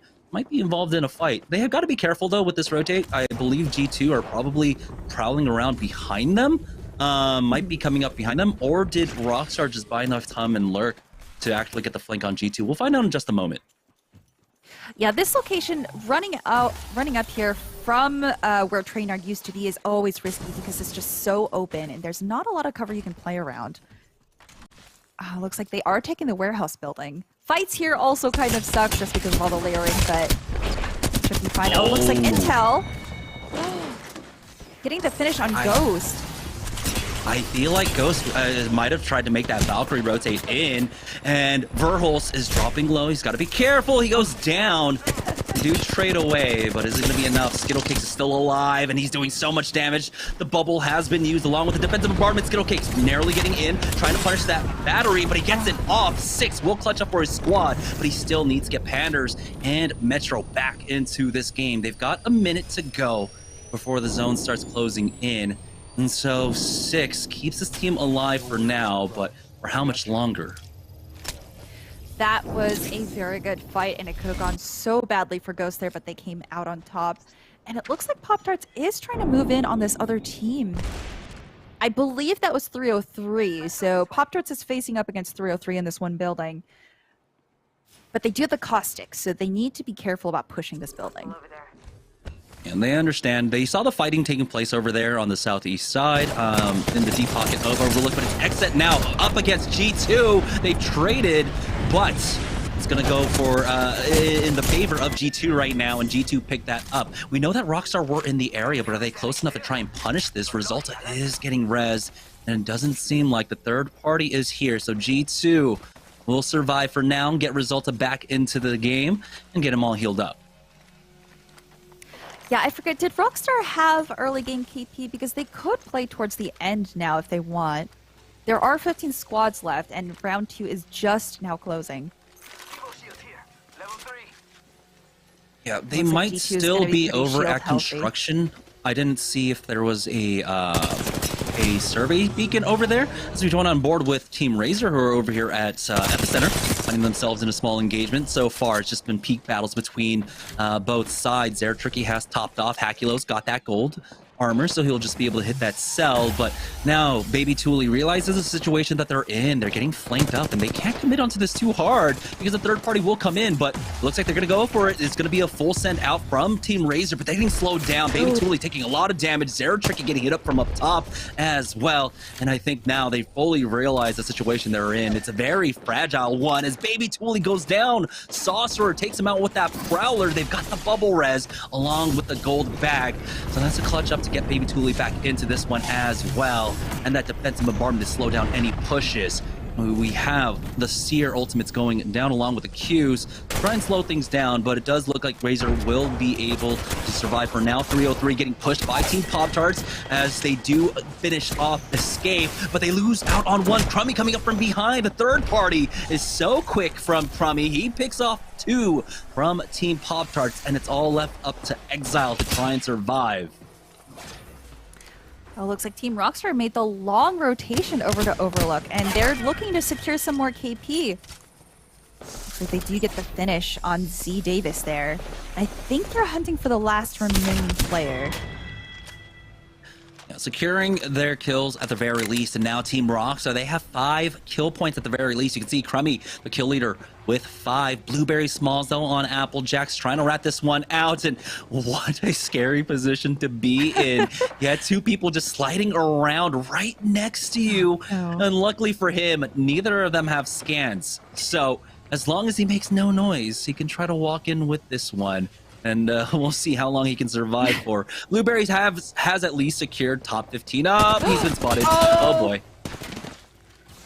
Well, we spoke a little too soon, but hopefully he's able to get this this escape here. The grab lift into the black hole, try to separate the squad, but is it going to be enough? No, the grab lift is actually used by that Gibraltar to escape the black hole, and it's Team Ghost that somehow moved from the eastern side of the map all the way here to the west. Pick that one up. So Ghost on the recovery now as Team Razor have worked their way out of that very scary position they were in before. Retaking the high ground over here at Epicenter. They do have a team ahead of them now as they are looking to just kind of move to the southern side of the map, start making their way over towards the Fragment side. As you can see, the ring continue to pull over here towards Epicenter, almost over at Climatizer. I think that's G2 they may be fighting against right now or taking shots against. Oh, that's actually TSM. Oh, no, sorry. TSM Yeah, that was push G2. into TSM is under another location there at Climatizer. Oh, wow, getting the first knock onto Gibby is forced back as he takes his portal there. And it looked like it was a kidnapped attempt from Hal, but they got the knock at the very least. They should be able to recover this, though. It's you've got the knock gas grenade being popped along with the barrel there. Is looks like long-range snipe from Snipe Down with that focus of attention to get the re-knock onto Gibby. And so they're going to try and punish this one more time. You see the nades going out. The thermite connects. That was a very good thermite. Only onto one member, and they get the re-knock or at least the thirst onto Gibby. But the gas is just slowing them down so much, and they have to play this so cautiously because of it. Yeah, that caustic gas, it is now back to being a little bit of a menace. Not as bad as it was before, but definitely you still have to consider that before you push a team. The cooldown on the barrels helping out a lot, and that's why you gotta kind of instant pop those barrels. You can't just allow a team to clear that for free, even though you've got the 20-second cooldown on it. Another Q that's gonna slow them down again, and TSM are just slowly picking apart this squad. Snipe Down runs right into that barrel, but he should be able to get out of it and secure this thirst. And they've basically finished what they started there, taking out Turns and Malice Mamba. So TSM now controlling a lot of real estate in this next zone. Yeah, they did stay here a little bit too long fighting, so they may need to start rotating or at least taking a different position, since there is a top side here on that bridge to the left that they could get looked down at. Enemy spotted. Looks like you can see the scans going down. For TSM, though, a lot of this eastern side of the map has been cleared out for them. Big funnel is going to be taking place over here on the western side of the zone as Air trying to make a push now. Enemy bubble has been used, and they are trying to get on top of them. Defensive bombardment is slowing things down just a bit, but they've got the isolated fight with this bubble now. Getting the first knock onto Finicky, trading for one as Stunny goes down. That's going to be Golden picking it up with that Prowler nade out, forcing him into the bubble, but that might have worked against him. It's down to a 1v2. Does he have enough HP behind this? O-Reed's trying his best now in a 1v1 up against Mollis, but Mollis has the HP advantage. He is one shot with the thermite coming in. It looks like actually glanced past that that knockdown shield and was sent backwards. O-Reed's getting the battery off as Mollis gets one himself, but it's the full med kit out now for O-Reed's here. He'll have the HP advantage. He'll have that fortify advantage, but no, from up top, Clinical comes in. It's the third party as Mollis cleans that up. O-Reed's at least survives to hit top 6 for his squad, but RKT will pick up the kills here. Now, they are the kill leaders, 5 for Clinical, and he has 3 assists as well. Rice Krispies has been bringing their A game these last 2 games. I'm very excited to see them get into so many different fights, and they have 2 gold shields as well. Another team right below them as CLG with, I believe, G2 just below them, quite possibly. Defensive bombardment has been used by Nock, trying to buy some time for Madness, who needs the full heal through this one. In fact, should be able to hit a nice Q onto this squad. There really isn't much for them, ground for them to move throughout all of this. They themselves get hit by that Seer Q on the other side. And here comes a full send out from the other side. Sykes, boom, to take out one. And it's actually Team Rockstar here, as now Kimchi Lee will pick up a number of kills, and he ultimately falls as the third party comes out from TSM. Imperial Hell will come in to clean that one up. We have hit our top 4. TSM in another top finish once again. TSM just guarding that entire side. They stayed near that building and they heard the fight, so they just waited and played patiently. And now they're going up against G2, who has the higher ground. Should be 3 full squads: Rice Krispies, G2, TSM, and then a rat running around somewhere. Not entirely too sure who has been able to survive throughout all of this, but we'll see if that rat comes into play for this final fight. I mean, we do have about another 2 minutes before the slow circle starts closing in on our teams.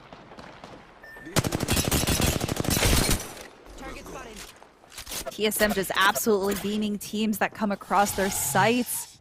They do need to watch to the left, though, because that team can look down at them. Looks like they're a little bit G2 separated, are but going they to prove... Oh, go ahead. Yeah, G2 are proving to be a thorn in their sides for now. As you can see, they have the crossfire set up, and O-Reed's has been finished off. So it's going to be a 3-team affair for this last circle. Rice Krispie Treats having a great game so far. If they can clutch up with the win, that would easily put them in the top 2 here. We'll see, but G2 might have other things in store for them as they're keeping their eye on TSM. The bubble has already gone down for reps there. You can see the pings going down. They want a 3-2-1 team fire onto him as the port has been used by Hal to get him into the safety of that building. So G2, if they want to get back on the board, they're going to need a few more kill points because I think they only have 2 or 3 so far. So it looks like they are looking to take more fights towards endgame with only 3 squads left. But TSM is not going down without a fight. Yeah, Rice Krispies have a lot of kill points here. TSM as well. And G2, I believe they've only gotten really involved in like maybe 2 fights overall in this game.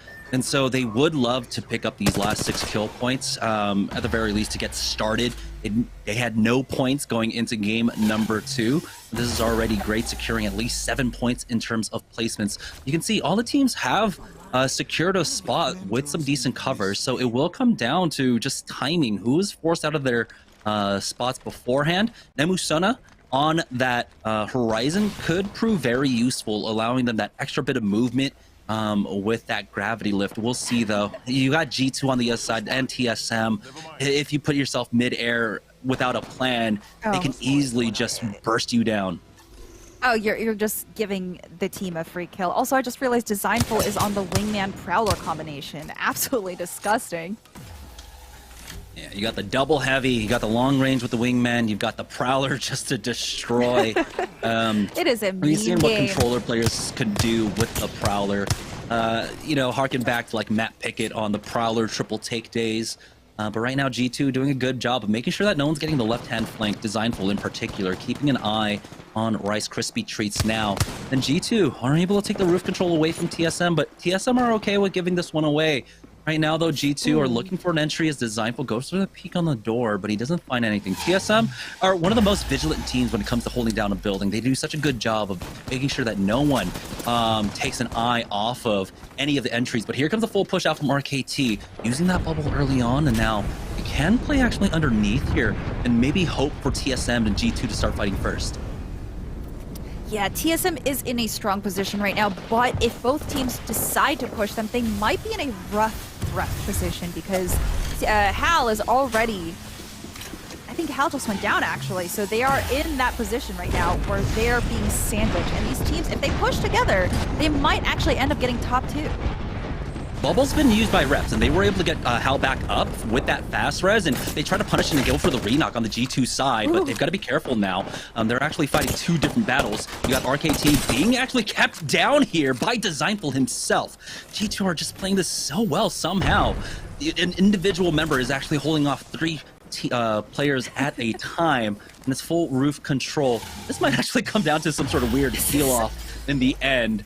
At this point because of how the circle is ending. But it looks like TSM will be forced out of this building ultimately, and because they are inside the building, they're going to have to come out first while G2 can try and delay their jump off from this roof. Early bubble out from RKT, and they might want to have held on to that for a little bit longer. Here's the grab lift along with the black hole right on top of G2. No knocks quite yet, but there it is. Result of going down. Lightstar Joe picking that up, and TSM love to see it. They're going to try and push out themselves as G2 pick up 2 kills. Clinical and Lightstar Joe going down. G2 survive to hit top 2, and TSM take advantage, coming out last to get the win here in game number 2. Yeah, you know what? Sometimes playing patiently, pushing at the very last minute, it just gets you the win. I mean, right there, TSM had kill points. They knew that they were set for the second game, and they were like, you know what? We'll let them fight a little bit, then we'll come out and push them into the circle, and that's exactly what they did. And we saw the power of the Prowler there in the late game. So many players were using that ultimately in the end. But congratulations, TSM. That was another top finish for them. This time it was the win. They took second place, I believe, in game number 1, and this is going to be a win for them. They should be the clear leaders once we get back. We're going to go ahead and take a short break. When we get back, we'll have game number 3 right after this. Hey, what's up? I'm Double O Negative, and thanks to Applejack's Jumbo Snacks, I am never hungry while gaming. Really go the res at all. Another defensive bombardment going down as Applejacks will be able to pick this one up. Sliding down the res go through. It looks like he might have actually pulled off in the end there, but we'll see. Double O Negative now pushing. If you're ever looking for snacks for your gaming or just need some new gear, check out walmart.com/esportsarena for all the products you need. My name is Double O Negative, and I play Apex Legends for Team Applejacks, and you're watching Applejacks Week.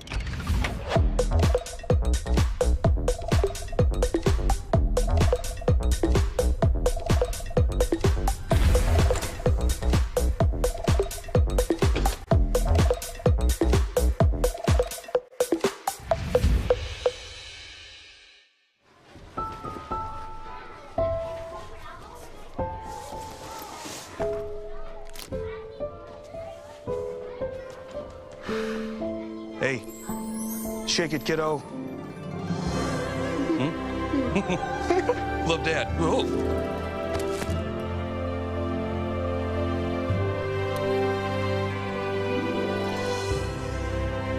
I've got this. Kellogg's Rice Krispies Treats. A little love when it's needed. Game number 2 complete. We're a third of the way through our final night of Applejacks Week. My name's Jaso, I'm your host, back once again, and we talked about it after game number 1. If you get into that late circle, 3 squads left, if you could be the squad that goes for the third party, you have a very high percentage of winning the game. And TSM wasn't able to get that third party advantage in game 1, but they did this time around. RKT and G2 essentially take each other out. We see TSM walk out of the building to get just the one tap on that final G2 member and grab the victory. So TSM, big game there. Let's check out our player of the game here for game number 2. And no surprises, it's Imperial Hal. It's a safe bet. About 3 out of 4 times if TSM's winning a game, Hal is probably going to get that player of the game 3 out of every 4 times. 4 kills, 2 assists. So more of a low event game for TSM. A lot of the time when they're winning games, they're just pushing teams, fragging out. You regularly see them with 10, 12, 14 kills at the very least. So seeing how with just 4 kills and 2 assists, not the highest and craziest game there from TSM, but it doesn't matter. They're getting at least 18 points this game, over 1,700 damage there for Hal. They played that late game circle perfectly. They get the victory, and that's a lot of points on the board for TSM. So you add that onto their second place finish from game number 1, they're certainly going to be sitting pretty. When we go back to Jamerson and Stella, they will check out our Mobile 1 leaderboard and all of that good stuff. Before we go, though, again, do want to let you know we're still doing an Applejacks giveaway. If you guys want to get in, win an awesome Applejacks swag pack along with a Razer Huntsman Elite keyboard, just use ! giveaway in Twitch chat right now. It'll give you all the information that you need to enter in on that giveaway. I'll remind you guys once again later on in the show, but get in on that right now. We're going to a quick break. When we come back, we'll get ready for game number 3. I've been playing Apex Legends for about a year and a half now. I was a day 2 player, and then I took a break after around halfway through season 1, and came back season 4, and I've been committing the entire time. And what got me into the game was actually a few of my friends who used to play Fortnite were telling me all about this Apex game, and they got me into it, and here I am. First knock coming out from Kovsky. He's got that PK in hand, and now Blueberry Small setting up for that stairway angle here as Double O Negative gets cracked. They need the rest of the team to start pushing up, but they do have one more knock there. The legend I usually love to play is Wraith or Octane. I have a lot of time on Wraith, and I've been recently picking up Octane ever since he got buffed. And for the guns I like to use, I am typically an R99 EVA 8 gamer, or I like to run a 301 or Wingman. They're going to go ahead and jump right into the bubble here. Defensive bombardment was used as well, but they've already lost out on one. It's traded back, though. It's a 1v2 now. I love playing with these guys. These guys are both insanely talented players, and they both know exactly what to do all the time. Neg is an amazing zone caller, and Cub, I swear to God, he does not miss, and it's actually scary. So it is an honor to play with them both, and I'm looking forward to the rest of the season. Hey everyone, if you're looking to try out Applejacks Jumbo Snacks or any other Applejacks products, check out walmart.com/esports arena. My name is Blueberry, and I play Apex Legends for Team Applejacks, and you're watching Team Applejacks Week.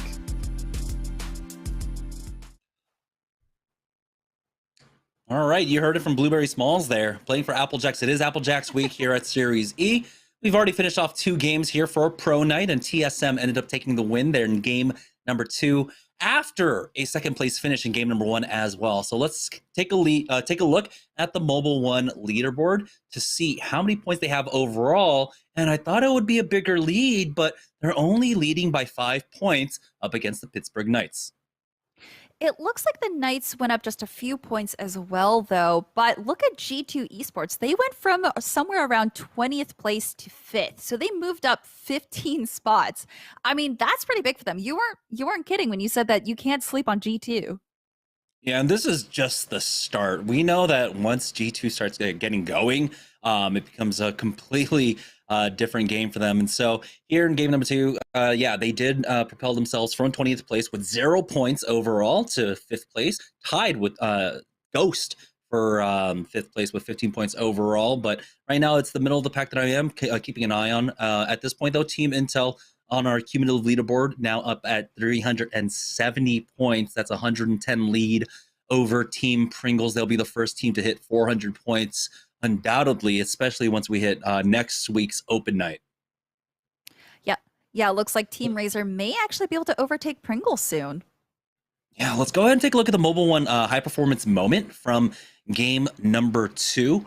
And it's this moment right here where RKT decide to go ahead and go for the full send onto G2. And it does seem like the ring did force them out just a little bit earlier on. So I was wondering what the timing looked like on that. No, they had some time to work with. So I'm surprised they decided to make this call. And things looked great. But then in the confusion, Designful is just basically landing everything with that Prowler. And he's got the wingman to finish it all off. TSM just bide their time. And they just kind of like lazily strolled in. It's like, hey, guys, what's going on out here? You know, they hear the commotion outside. And they're just kind of like bystanders. What's going on, guys? Oh, there's a win for us to take? Okay, we'll take this dub.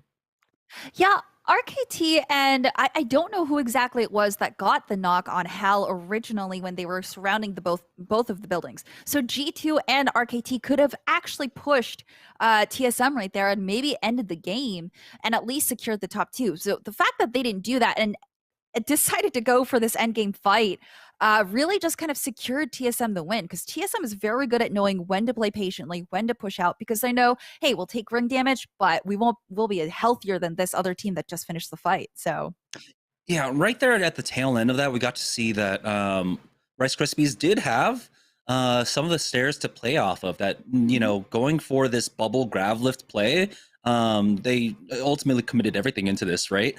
They could have delayed this a little bit longer and maybe waited out TSM because TSM would have been under pressure to move out first. You can see right here, there's stairwell to play underneath, but and G2 for being on the rooftop would have been the last team forced out of their position. But TSM, they just wait this one out. They see that the trades are there and they know they've got the win.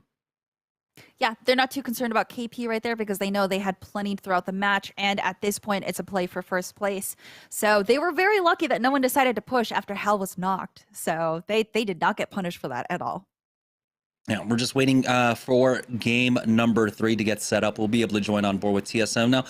Yeso was talking about it that, like, you know, this was not as a high fragging game for TSM, but it's understandable, right? We had the ending there over at Climatizer, and TSM made a pretty early rotate on coming from Frag East. They were able to pick off, I believe, the remnants of that Pringles Cheez-It fight ultimately. And then they had center zone, so they were under no impetus to really move. And they just played classic TSM. It was great to see that, you know, classic TSM still gets wins. Yeah, no, they played the zone very well. They secured their endgame spot. That's exactly what they were doing. They were defending their endgame spot till the very end, and they were even able to keep that, which secured them the win there. So being able to zone entire areas, even though G2 originally had the high ground on TSM, just shows you how good they are at defending one area. And we're still waiting for game number 3 to get set underway. We'll have that going very shortly here, and hopefully we can join on board with TSM. One thing I do want to talk about is that, you know, we didn't really kind of go into this in depth, but after 2 games now, it's Hal is back on that Wraith. He's been playing Octane basically for the last season. And it kind of, you know, he looks once again comfortable going right back to that Wraith, like he hasn't skipped a, you know, Wraith day whatsoever. He's still on form, and you can see like the timings on his ports. Like it feels like classic TSM once again, and it feels really good to see that. Yeah, it was really interesting to see that. But once I saw the Gibby Dome, you know, trying to get them in and out of cover, it made a lot of sense. They play Wraith very smartly. They know when to use her portals. They know when to use her phase for getting in and out of fights. And Wraith has always been a very good classical character to turn back to. So it's very good to see her being used again on World's Edge. All right, here we go. Heading into game number 3. Thank you guys so much for waiting with us. But we're going to be joining on board, hopefully, with TSM dropping over at Frag East. We've been gifted 2 separate zones, a southern one down by, well, we hit actually both the new locations, right? We hit Lava Siphon along with the Climatizer. So it's already being gifted some nice end zone so far. But here we go, heading into game number 3. Looks like TSM taking Fragment, their favorite place to drop. And they're actually getting some pretty good loot for it, too. Oh, okay. He misses that, luckily. You know, we'll have a second chance at that gold. And picks that one up. He almost hit it on the purple there. Re 45 with the PK. He might be able to just swap off to a G7 Scout with that Re. so we'll see what he gets. But double blues along with the purple already, and there's an R301 for his troubles as well, and the purple mag. Damn, Oh my goodness. that is some great loot. Here's 2 brains, 1 controller though, making a quick push. Tech is no longer on that fuse. He's picking up that raid for himself. He's only got the Re 45. He's like, okay, he's just playing arenas at this point or something. You can't sleep on the RE45 though. It has very little kickback and it's so good. It's honestly, it's kind of on par with the R9. You just can't put the stabilizer on it, but oh no, you can. I'm sorry. It's just you can't put the stock on it, which helps a lot now. Yeah, looks like Mercy. It did get nerfed with the power of the mags being moved over to the stock. He does have the Q. He needs to hit it. And he gets back, but that bubble's going to go down shortly. He does make it to the safety of this building, but he doesn't really have anything. Tech just kind of full sent into this push. Yeah. Crummy picks up the kill onto Rack. Mercy only actually does trade back at the very least, bringing this down to a 2v2. But, you know, the last member remaining is going to be Tech over there on the other side, who's got nothing. He picked up Havoc, I believe. With almost no ammo as well. So Rockstar will be able to just recover off of this and pick up some kill points. Yeah, it looks like their Rockstar is doing pretty well in this early game fight, but yeah, I don't know where 2 brains, 1 controller, the last member of the team went. I'm assuming they just ran because there's nothing else they can do really here in this situation. Yeah. Tech is on the Wraith, so there's an opportunity for him to quite possibly get the beacons, or excuse me, the banners, and bring them back on in. Oh boy, we're gonna have another almost overlooked circle. This one more favoring over towards that no-name side. TSM are setting up on the God spot, trying to control the chokes for themselves, facing off against Pop-Tarts throughout all of this. Well, Pop-Tarts are gonna try and play inside overlook proper. Here's Team Intel making their move on in as they are over here. They have a player just ahead of them actually. And Dupe just... Oh, wait, never mind. We didn't get the names. Never mind. Okay, I was like, wait, there's a player right there. Why isn't he shooting at him? Are they waiting to teamfire? No, it was just Verhulst there. We didn't get the name on him. Okay, so Team Intel do make their way into Geyser, and they should be safe here for now. They can take their time here or try to control the choke just to the north of them. Yeah, it looks like Circle is doing okay in their favor, but Geyser, I mean, if the Circle pulls out of Geyser rotating, you're gonna have only about 3 options, so you're gonna have to move very carefully. Looks like Team Pringles here in a fight outside No Name, and they do have this Hero ult to give them all this information. Oh, going for the peak, and they do actually take advantage of that. Vaxlon is the first one to fall. Presley did take some damage here, but Vax is just completely separated from the squad. He will get finished off. They're going to love that because he has a purple armor as well. So once they get that armor swap, that's going to help them out. They were struggling in that department. Here's 303 showing up over at No Name themselves, looking to punish the rest of CLG. But it doesn't look like anything will happen here. It's just a lot of poking across, as it does seem Rockstar do finish off 2 brains, 1 controller with Tech going down. So now we're down to 19 squads already. Yeah, it looks like no one really wants to fully commit to a fight here. They're just doing enough to survive and potentially roll out because, I mean, it's still round 1 and there are still 19 squads left. You don't want to be eliminated right now. Shield cell here. It looks like there's another team just outside that's trying to peek at this fight and see what's all going on. There are a lot of teams in this area. Yeah, we got XZ 303, Pringles, CLG, and Applejacks just running past on the train tracks there. 303 though, smack dab here in the middle of the zone. They should be safe. Their economy looks decent. There's plenty of shots on this R301 for Cathlon. So you got to imagine that their poking game is going to be pretty strong here. They do have that late game composition with the Caustic and the Gibraltar, and so they're going to want to buy their time. They're going to want to work their way up towards the better Evo shields, but for now it's just going to be a lot of neutral. So let's go ahead and swap around to other teams that might be involved in something. There we go. Applejacks making their way over through the train tracks, and they did get in through like that sewer entrance on this platform. And 00 negative with the longbow. He's got 40 shots, and they're all sitting on blues, so he's the one that's going to be primarily working towards getting these Evo shields upgraded for his squad. Yeah, it looks like the other team has a responding longbow as well, so they need to be careful with picks. Seems like it's just a poking battle here, just who can level up their shields first. And he's winning it. Yeah, and the other team, that Gibraltar only has a white shield. So, double O negative. Once he gets his purple, they might be able to push this fight. Yeah, and the fact that, you know, he's doing so much damage, he's actually forcing out a lot of economy. It's not just the cells, but he's doing enough damage where he's forcing out syringes as well. And that bleed will ultimately work against them. Now here it is TSM trying to make the push. Imperial Hal going with the port, looking for the kidnap onto one of the players here. Almost got that cost, but is forced back. It was really close for him. But it was a good attempt from TSM as Hal does back away. They've got to be careful though. There could be a flank coming in as they get the first knock. 303 losing out onto one. The bubble has been used. They cannot go for the rest quite yet. The Arc Star connects and Hal pushes up with that Eva 8, getting the knock onto Stiff, and that's going to be 303 knocked out. Here comes Exit though, coming in for the third party. That was an easy fight for TSM, and they're still healthy, so they might be able to take this third party quite easily. It looks like they still have their Seer ultimate up, but it does go down.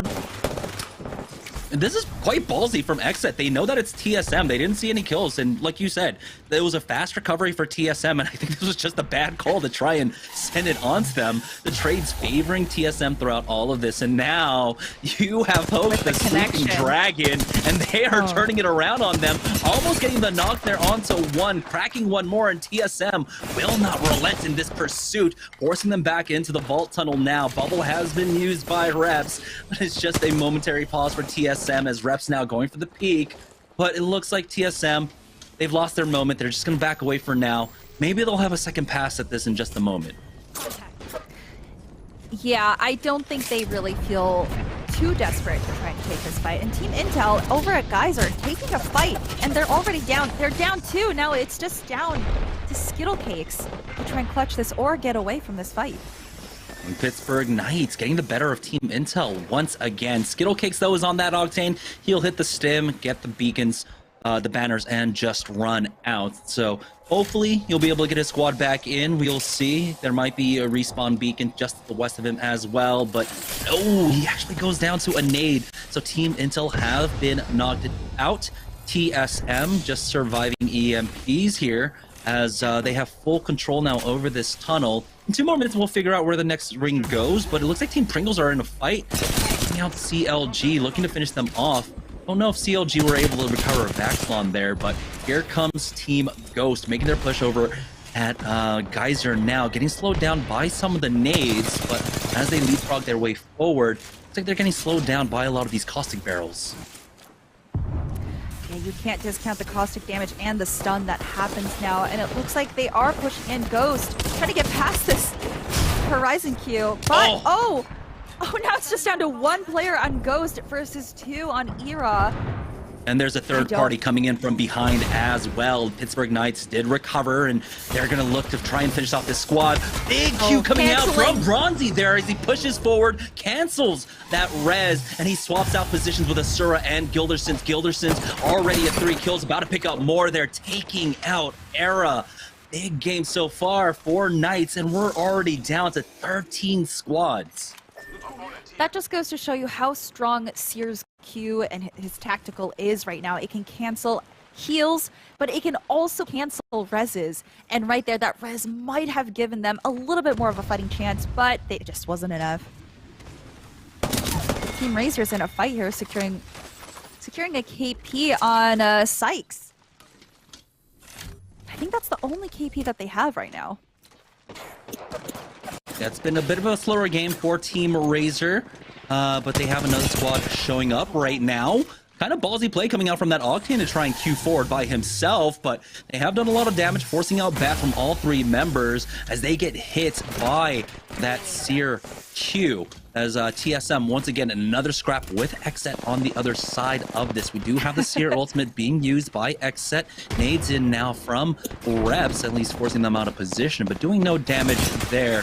It's just pre-angle shots being held by Xset, and that's Snipe Down actually punishing them. He's got the Prowler, he's got the gold mag, so he can pull out that R9 at any moment and just basically have no downtime on these fights. Turns around to finish off Xset, and TSM will be able to secure another 3 kill points. Here's G2, though, on the western side of the map, going up against Team Razor now. This was the squad that was trying to gatekeeping them, and now Team Razor getting punished for it. Zara, Tricky, and Baby Thule out now. Just one player remaining as Designful is on the hunt.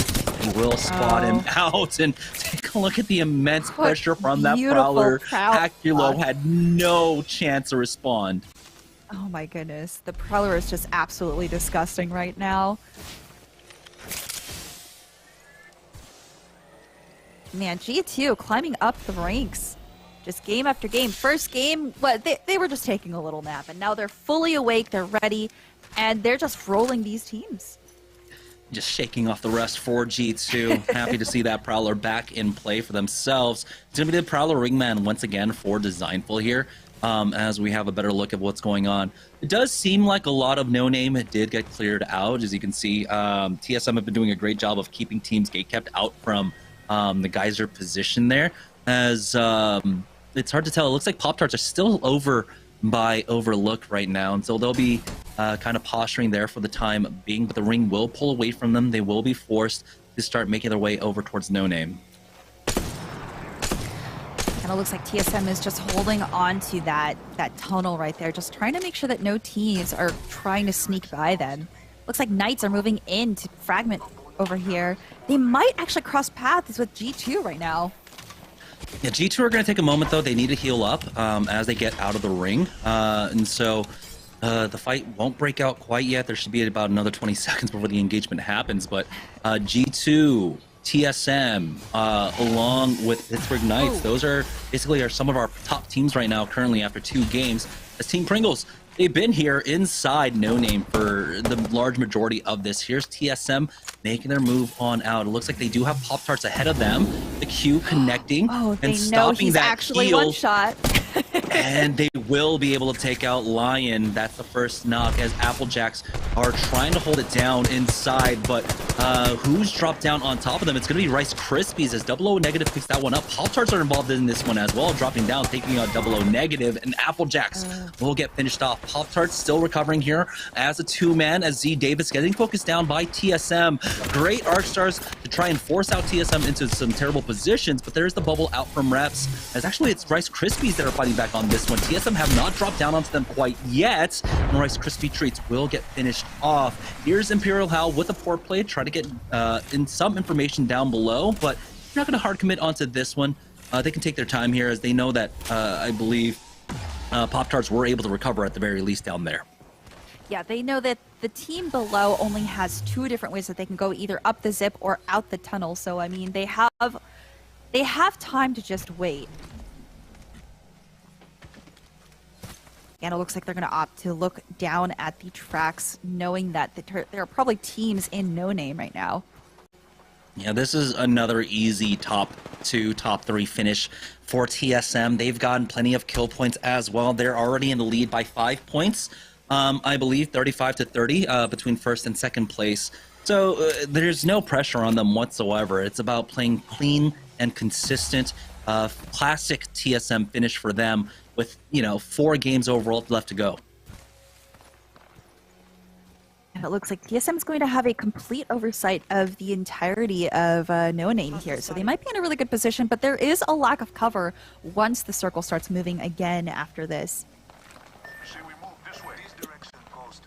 Yeah, it looks like they are pointing out all the different squads that are holding all the different buildings, and they know they won't be able to take a building without a fight. You can always, of course, use that Q. I mean, basically from where they're standing, they have entire coverage with that Seer Q over all the buildings. So they'll be able to suss out where everyone is exactly, what armors they're sitting on as well. It's such a strong tool. Free armor checks across 75 meters, and Snipedown has been hitting scan after scan. It's much different, right, from how it works with the Bloodhound scan, but he is making it absolutely work right now. TSM sliding down now to try and take cart control on the north side, but they do have to worry about Pop-Tarts just below them. They will be able to actually get themselves into this cart for now, but the cart doesn't have any doors. It's already been griefed, it looks like. There is a team to their northwest, so that might be a focus for them as this ring pulls hard away from No Name. So there's going to be a big scramble here on the southern side. Kind of want to see TSM actually avoiding a lot of this fighting and maybe just go back towards the east and R swing to the north. Yeah, I think TSM is, well, I mean, they're getting hard focused here, but they might be able to take this fight since it is just 2 behind them. Hal's got the port, so if he wants to make a play for it, now is the time with 30 seconds left to go before the zone starts closing in. Or he can just try to rotate him up north, and it looks like they will just actually walk this one in, but there is going to be some handing off of meds at the very least, but they need to start making a decision now. Yeah, if the doors were still on, that they might be okay. Oh, and a late game res from one of the teams here. I'm not quite sure who that is, but Knights, they actually need to go ahead and try and res their teammate, which they are doing now, but they're just trying to get these extra shots off here, but I don't know if they're going to be able to do that. They're also playing the edge. They'll be safe in here until Pringles decides to drop down on them with this redeploy. And how can you predict this? As Phony actually gets sniped out of the air by Bronzy with that L-Star. Oh my goodness, but they do trade back. Bronzy going down. It's a 1-for-1 exchange down to a 2v2, but Gildersons picks up one more kill, now down to a 1v1. But as he tries to go for the rooftop, G2 are in position in this train cart. They're not full sending it on to the Pittsburgh Knights, surprisingly enough, and it does seem like there's a third party involved. Another squad showing up behind them here, and so G2 measuring their response here, making sure they're not overextending, as somehow Pop-Tarts get the knock on to Golden here on the high ground over at Epicenter. Yeah, oh, I'm just so sad for Pringles there. They almost had the team wiped, but G2 had to third party them from across the way. What an unfortunate series. Oh, and oh, it looks like G2 trying to pick off this this solo player down here. Sometimes you get punished for your hubris. Gentrifying does survive, though. Almost went down there. Forced to hit out that bat along with a medkit in just a moment. He's got the Kraber with 10 shots total, though, and this ring isn't too far from them. They can continue to run on the train tracks there at the very least. But they got to find some cover, and they have to deal with the teams behind them. Pittsburgh Knights have fully recovered behind them, I believe. And so it does look like, is it a full 3-man? Or did they ended up, no, it is a full 3-man, and now they have the full entirety of the Pittsburgh Knights pushing up, and that's a great shot opening, coming out from Gentrifying. He'll push forward with that. Eva 8, and the Knights have lost out on Asura. Gilderson's the next one to fall. Pittsburgh Knights just stumbling into that train cart, getting absolutely punished by Gentrifying. Yeah, once you hold that high ground, it's a little bit... Okay, well, I mean, if they keep peeking out, they may have to keep using up their meds here. But they have a good high ground here for people who are trying to get into this final circle. So they might just be able to keep gatekeeping here. And they do have the Kraber and the Eva 8, so they can play long and close range. Yeah, they got to ping down for a rock to play on the northern side.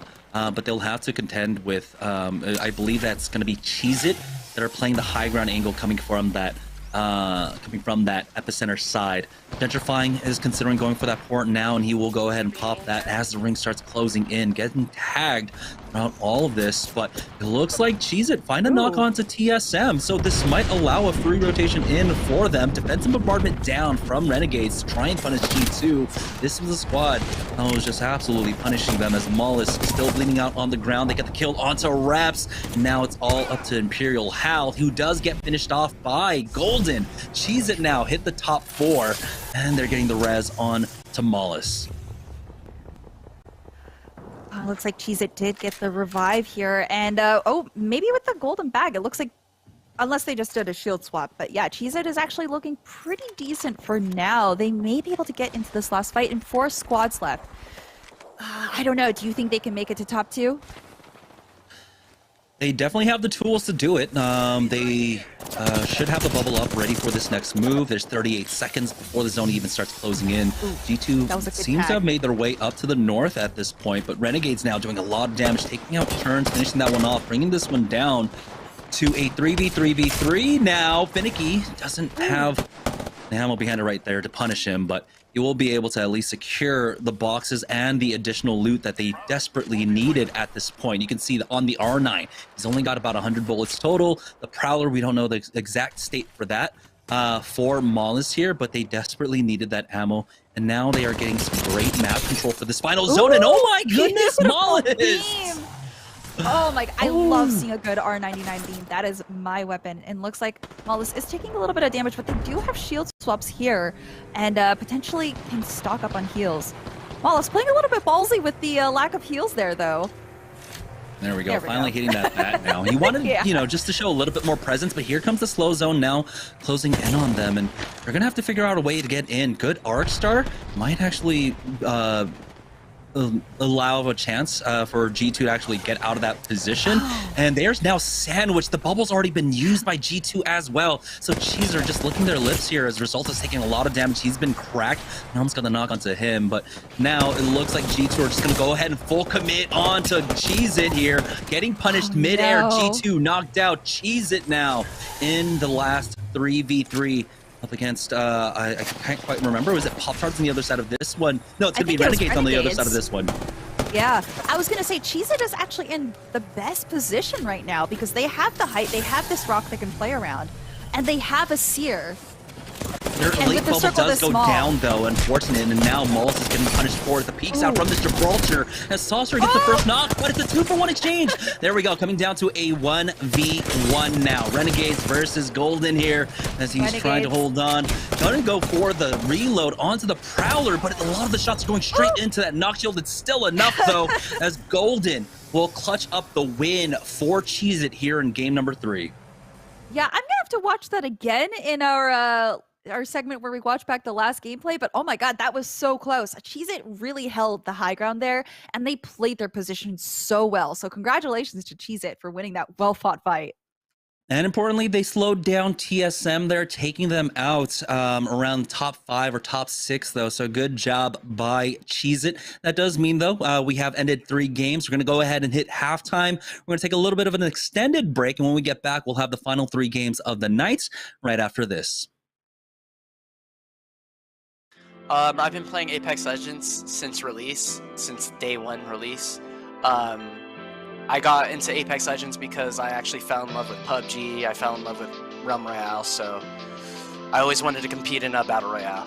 Usually I'm the IGL, but for this roster I'll be more of like a support IGL, a co-IGL, just to make sure everything's running smooth and going how it should and keeping the team alive. I love the guys. They're super fun to chill in Discord with and talk to. We all have our own strengths and weaknesses. We just need to work around that throughout the weeks of Series E.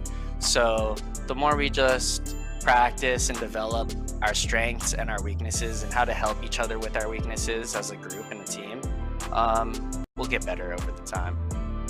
If you're looking to try out Applejack's Jumbo Snacks or any other Applejack's products, check out walmart.com/esportsarena. My name is Kubsky and I play Apex Legends for Team Applejacks, and you're watching Team Applejack's Jumbo Snacks Week. You want to zoom this in? I'm gonna do it. I don't know what I'm doing. Yo, Bundy, where do you get this merch, dude? Esportsarena.com/shop. Looks sick, Bundy. I know. What's up, gamers? Honeykin's here. Behind the scenes. Look at this. This is like a camera. We're doing a photo shoot today. Stand loose. You're a goofy guy. Yeah. Look at that. That's cute. That's a wallpaper. I don't see anybody else's esports org with this many sponsors. That's all I'm saying. What? You don't like that? Why are you laughing? Do like, I don't know, is there like a Fortnite character that you like that doesn't take out storyline?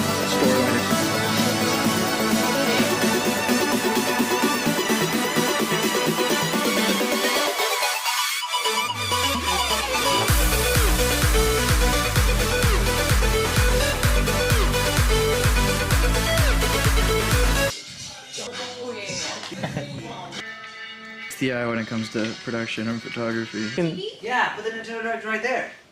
Area. What's up? Look at this crew neck, Connie. Show me this crew neck. Look at the embroidery. Oh my goodness. Ooh. Connie, how do those feel on your legs? I love them, dude. I could literally live in these. Howdy, you said hi. GameCube controller. Get out of here. We wanted to have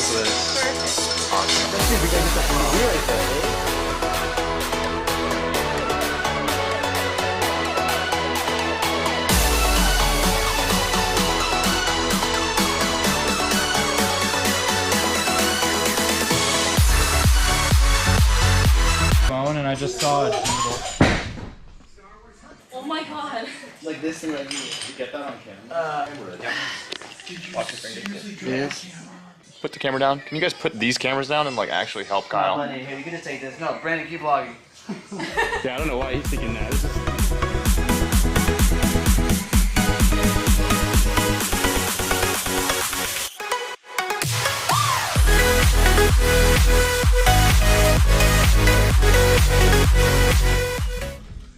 We got Tyler posing over here looking like a badass. We got Kyle doing some great shots where he pulls back and... 3, 2, 1, go.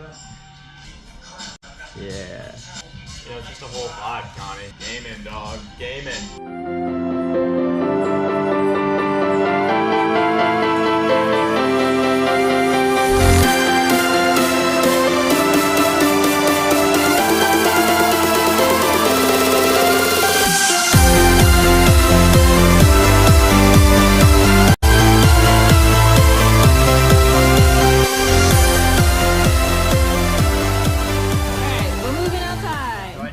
It's always taxi.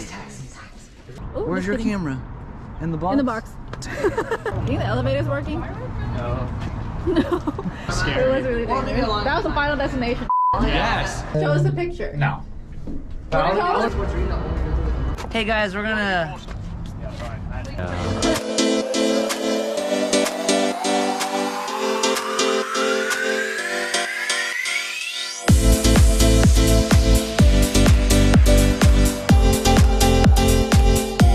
Yeah, we did it. We made it. Right before the sun. 540.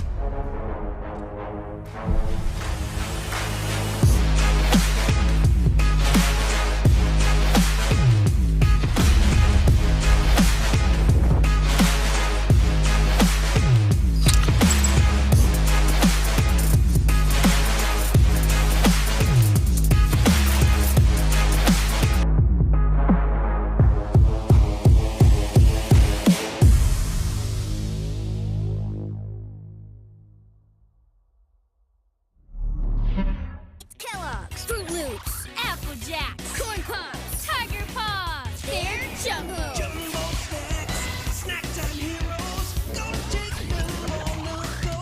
Cereal, magnified, showing up for snacking time.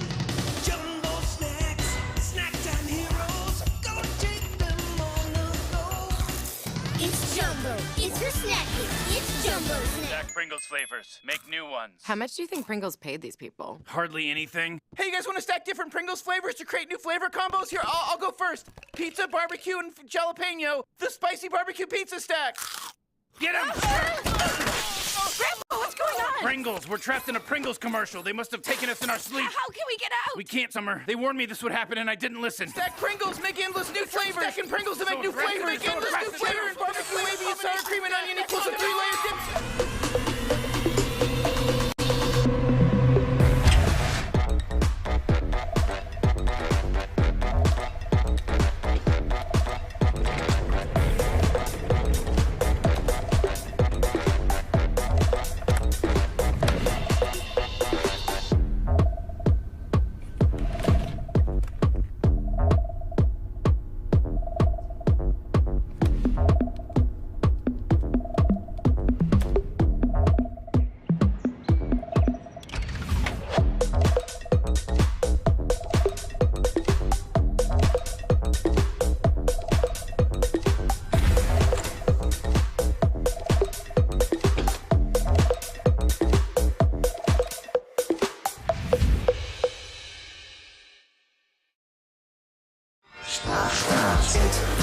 Refreshing, refreshingly sweet, but without sugar, 0-calorie treat. Now all our top bars, flavored splash.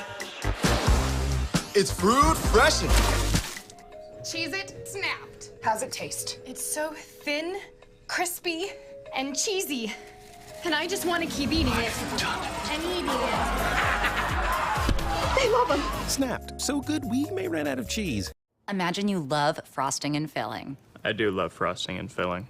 Oh, well, imagine if there was a way to enjoy that delicious goodness anywhere, anytime, out of the toaster, out of the box, out of one of those baggy thingies, with nothing but a thin layer of foil between you and... Pasta. Yes, Curtis. This is a commercial about pasta. I love it. Frosting and filling for your pasta. I like pesto.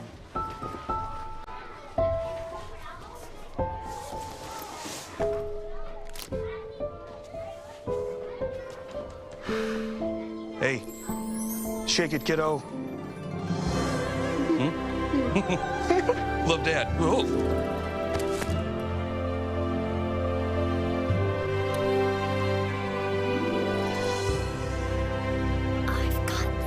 Kellogg's Rice Krispies Treats. A little love when it's needed. All right, welcome back, everyone. We are halfway through the action today. During Applejacks Week, it's Pro Night on Series E, and Team Cheez It coming out with a huge victory there in game number 3, taking out both G2 Esports and TSM in separate fights, able to finish strong and grab the victory there. So huge game from them with 3 more games to play. We'll have to see if they can keep things rolling in the back half of today's action. Let's check out our player of the game for game number 3. It's going to be Golden, involved in all 9 kills. 9 total kills for Cheez It. He gets 4 kills and 5 assists and just below that 2,000 damage threshold. So very big game for Golden, very big game from the Cheez It squad. And now we'll have to see if they can keep things rolling. It's a very interesting setup on our leaderboard. Stella and Jamerson, we'll check that out when we go back to them momentarily, but I'm super excited to see how things play out the rest of the night. Remember, G2 Esports have won the last 3 pro nights in a row. They're looking to make it 4 here tonight, and they're near the top of the standings, but we'll have to see if they can do it again. Just a quick reminder, if you guys want to get any Applejacks products or products from any of our awesome partners, just make sure to head over to walmart.com/esportsarena. You can pick it up all over there. That's going to do it for halftime. We're getting ready for game 4 when we come back. I've been playing Apex since the day it came out, and actually my friends got me into it. They were trying out this new game and wanted me to join them. Res go through. It looks like he might have actually pulled off in the end there, but we'll see. 00 negative now push. The role I currently perform for my team is I am the Gibby support and co-IGL. And gun combo for Gibby is typically a Scout or 301 and a EVA 8. Can't really go for the res at all. Another defensive bombardment going down as Applejacks will be able to pick this one up. Sliding down the... It's been really good. Blueberry, I've been playing with him for a while now. We definitely have the synergy playing together. And then bringing in Kubski definitely brings in the experience and of a champion. I mean, he's definitely one of the best players there are. So getting to play with them has been amazing. If you're ever looking for snacks for your gaming or just need some new gear, check out walmart.com/esportsarena for all the products you need. My name is 00 Negative and I play Apex Legends for Team Applejacks, and you're watching Applejacks Week. All right, welcome back from halftime, guys, as we are getting ready for the last 3 games of the day. We had Cheez It taking game number 3, but important to note, it was another pretty high finish for TSM there in game number 3. So we'll see if they did enough to maintain their lead. Let's go ahead and take a look at the Mobile One leaderboard to see if they are still standing up top all of our teams here at Pro Night, or in Pro Night. They had 35 points, I believe, heading into game number 3. They had a good number of kills as well in that last game. So let's go ahead and take a look at the Mobile One leaderboard. Okay. So the Knights have been slowly creeping up as well. They're at 42 with TSM at 48. And looks like Rice Krispie Treats is at 31, not too far behind, and G2 is at 28. So they didn't really move up too much from the last game. I believe they had 15 points, so a 13-point game for G2, not as high as, of course, game number 2, but slowly creeping up, like you said. It's the middle of the pack, and right now there isn't a clear distinction, but TSM have been consistent across the day. 16 points average across 3 games so far, and they keep that up. I mean, there's no stopping them. We'll see, though. It all comes down to G2. Do they have that big, huge 30-point game that they like to drop so often to climb up in the leaderboards? That's what you always have to look out for. 4. As we take a look at the cumulative leaderboard, Team Intel still in Ooh. first place at 370 points. Team Pringles, though, behind them by 105 points in second place. It's so interesting. Team Razor has constantly been 2 points behind Pringles, and or 2 to 3 points. And I really want to see Team Razor kind of overtake that, because I feel like they have it within themselves too, because Razor has been so consistent. And I love Pringles, but I just want to see that little bit of rivalry right there. Yeah, let's take a look at the Mobile One high performance moment of game number 3. And it's just Cheez It here having full control of the map. They did a great job, even when they got full sent on by G2, right? G2 made the decision to just go ahead and push up on top of them. They lose out on Finicky from Renegades behind them, but somehow they just hold out on this fight.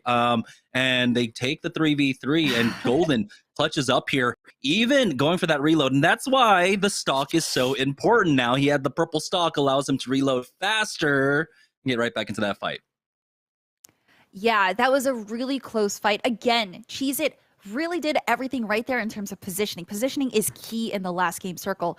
And the way that they were able to play around that one rock after they did finish their fight with TSM, they did everything right. I mean, they even exchanged kills knowing that they were going to win this fight and just play around cover, and it worked out so well for them.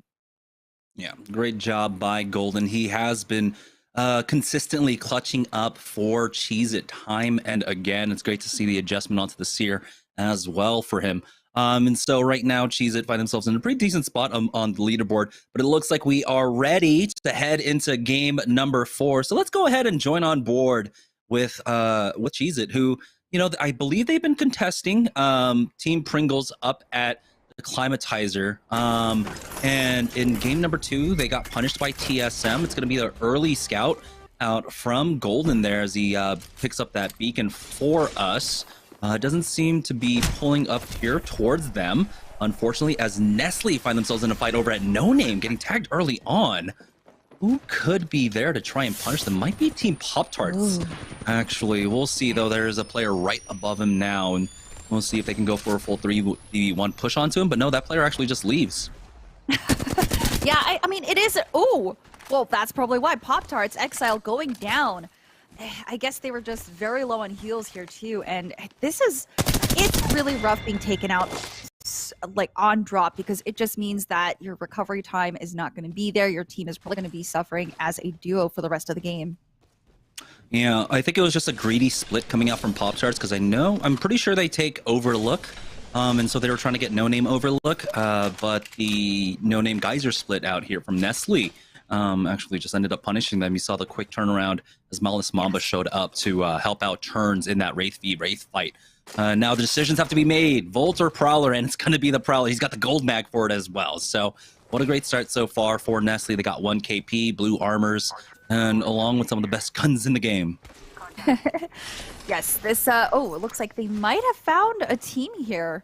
Yeah, it looks like they're actually going to be trying to get into a fight, but let's look at Xset here, fighting outside of Warehouse. I really hate fighting here. There's so many layers, but with a Seer, you might be able to determine where exactly everyone is, and there it is, the tracking at the top. Kenny with the beautiful Hemlock shots. Yeah, it is going to be difficult to push here, but they do have a grab lift, and so maybe that catches them off guard. They heard it, though, as Rambo and Klein took so much damage. Nice Q out to at least slow things down from Kenny, but now they have to worry about the Seer on the other side. So they're just going to split construction with whatever squad is up top. Take the time to actually know, with the drop down coming up from this team, Bubble has been used. Rambo goes down. It's CLG already here, getting that win now. They've only traded for Backon so far, and Klein tries to hold out, but he will go down. So Cloud, CLG will be able to get the +3 and continue to move on. And so there we go. We got a better idea of where this ring is pulling down. It's going to be another southern zone. This one might go down to launch, maybe over towards Lava City. Don't know where the second ring is, so it's a bit difficult to call. Yeah, it's really good to see CLG getting those points in early game, because we haven't really seen them on the leaderboards too much today. So it'll be good for them to get that lead up now early and hopefully find more fights. Ghost moving through from Dome over towards launch site, and they have found a small engagement now. But over here at Harvester, it's Applejacks that are going to be forced back. You have the black hole coming out from another squad as it looks like the nades are just going to connect onto Kupski and 00 negative. No. Luckily for them, they do have that bubble to try and reset and throw down that grav black hole to slow down that imminent push. They're just trying to avoid as much of this fighting as possible. The grab lift there, and he punished them mid-air. Blueberry Small is doing a great job of just slowing down this push and really being the MVP throughout this fight so far. Kupski dropping down though by himself, and now Blueberry Smalls will quickly join him as they want to try and punish this Gibraltar, but another player has shown up. He uses the grab lift of his own to get a better angle. Has Pipes control now. There's one more player up top by himself. It's a purple armor though, and Stunning the R301 getting the kill on to Blueberry. It's going to be a 2v3 for Applejacks fighting back into this. 2 on the low ground, 1 still up on the high ground. So many threats for them to worry about, and it's just a matter of time. But the third party is coming out from 2 brains, 1 controller. They pick up the kill and the thirst onto Stunning. They'll finish off Blueberry as well. And so now Era and Applejacks playing this as a duo currently. 2 brains, 1 controller, looking for more kill points. Wow, just taking out Tech, no problem there. Oh, that was a disgusting Peacekeeper shot. You know, you either hit for 11 or you hit for like 200. It's never in between. Looks like they are coming up on the second party that was here in this location. 2 brains not looking so good health-wise, though. They didn't recover from that fight very well, and now Rack is down, and they may not be able to recover his banner. Yeah, Rockstar showing up a little bit late to this party, punishing 2 brains, 1 controller for not resetting quickly enough. Arcstar out does not get the stick, but it does slow down the push at the very least. It's still a difficult fight. Mercy only on that Octane, Tech on that Wraith. They do have the mobility to at least get out here, but they have not recovered the banner of Rack, unfortunately.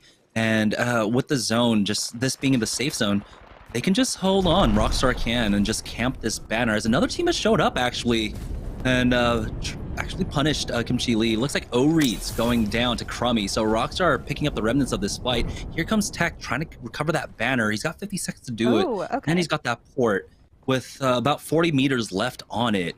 And now he's just waiting it out. He hears them running across. He heard one dropping down. So this might be his moment. Oh, nope. He's been spotted. And there he goes, still trying valiantly for this recovery effort. Oh, but he gets caught out with everything. And he's getting finished.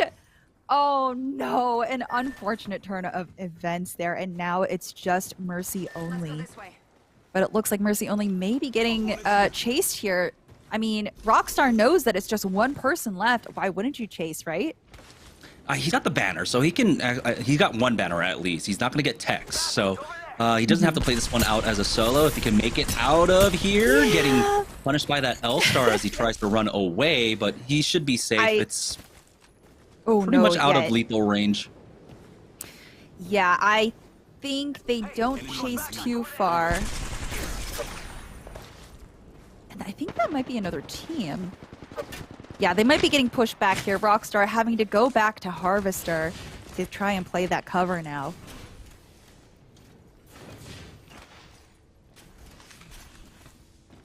This is just round 1 still closing, and there's so much fighting taking place. You can see Ghost finding a big fight down here.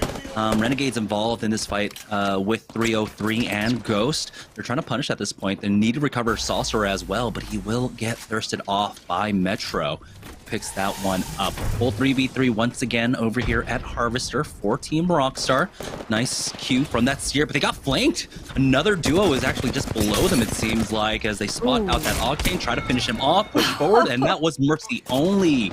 Never leave a man behind. I commend him, but now Razor are coming in to try to get the flank onto Rockstar here, giving up the high ground, giving up this angle for them, and actually putting themselves kind of in a fishbowl that stuck down by those supply bins, but Razor are not pushing it quite yet. Yeah, it's a battle of the sponsored teams right here. Will Razor come out on top over Team Rockstar? It looks like, oh, Team Razor yet again rocking the 2 gold shields. I mean, they keep going for trials and they keep getting rewarded for it. All the time, especially when you don't have like Team Liquid playing today. It just allows you that freedom to go for it. Typically on Pro Nights, it's Team Liquid that kind of bullies away for that. So Razor realizing that. I mean, that's one of the things about Pro Nights. It's, you know, more of a known factor when you come into the games where people are going to be dropping, where you can drop safely and such. And if there's someone that's absent, then you know that a drop spot is open up for you. Here's TSM, though, that have made themselves... have found themselves in a great position here by Dome and have set up early on.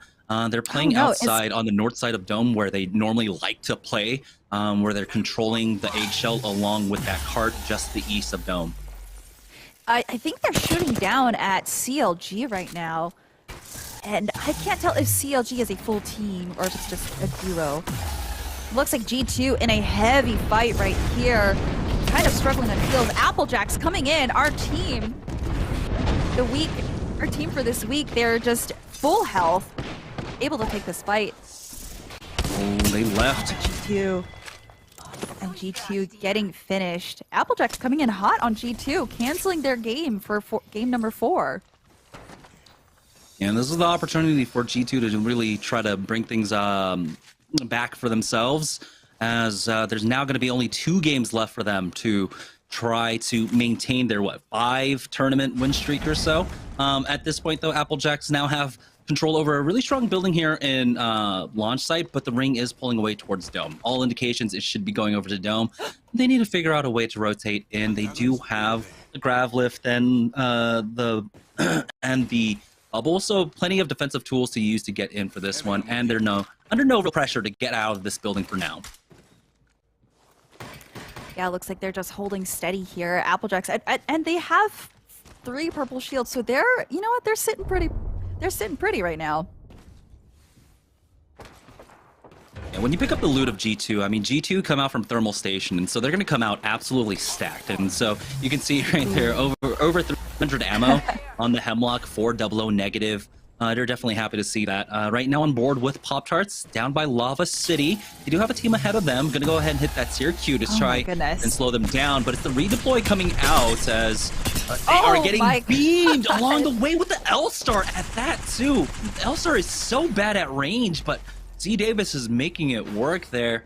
Unfortunately, they couldn't punish it, but hey, he's you know, making progress on the Evo Shield at the very least. Yeah, the lead time on the L-Star was just perfect for that uplift right there. And it looks like they do spot another team on the other side of Lava City. They are looking around. Looks like Rockstar is caught out on the outside, trying to get that finish on Pringles, on Fury here. Yep, it's seeming to be like a third-party attempt. Double bubble out just across the bridge for them as Kimchi Lee picks up the kill onto Finicky. Now, Cheese are down to just 1 player here. Do they force the issue, though? They continue to try and push against this squad. You can see even the long-range shots ringing out from Lava Siphon here, as there is a duo right beneath them. How hard do they commit on to this one? That should be the last member of Cheez-It, but they're taking so much ring damage. They start backing away from this one. Crummy is going to heal up before he tries to make a push.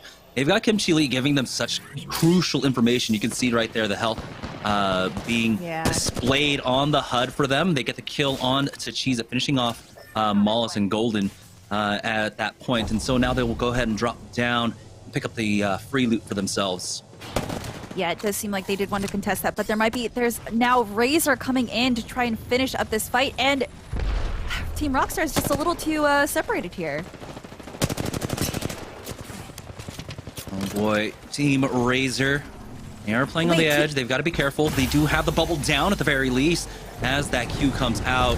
They've got the jump pad to get out of this fight as well. Regain the high ground now and apply the pressure on the teams that are just playing inside the zone. But it does seem like Kimchi Lee has been thirsted. Presley picks that one up from Team Pringles.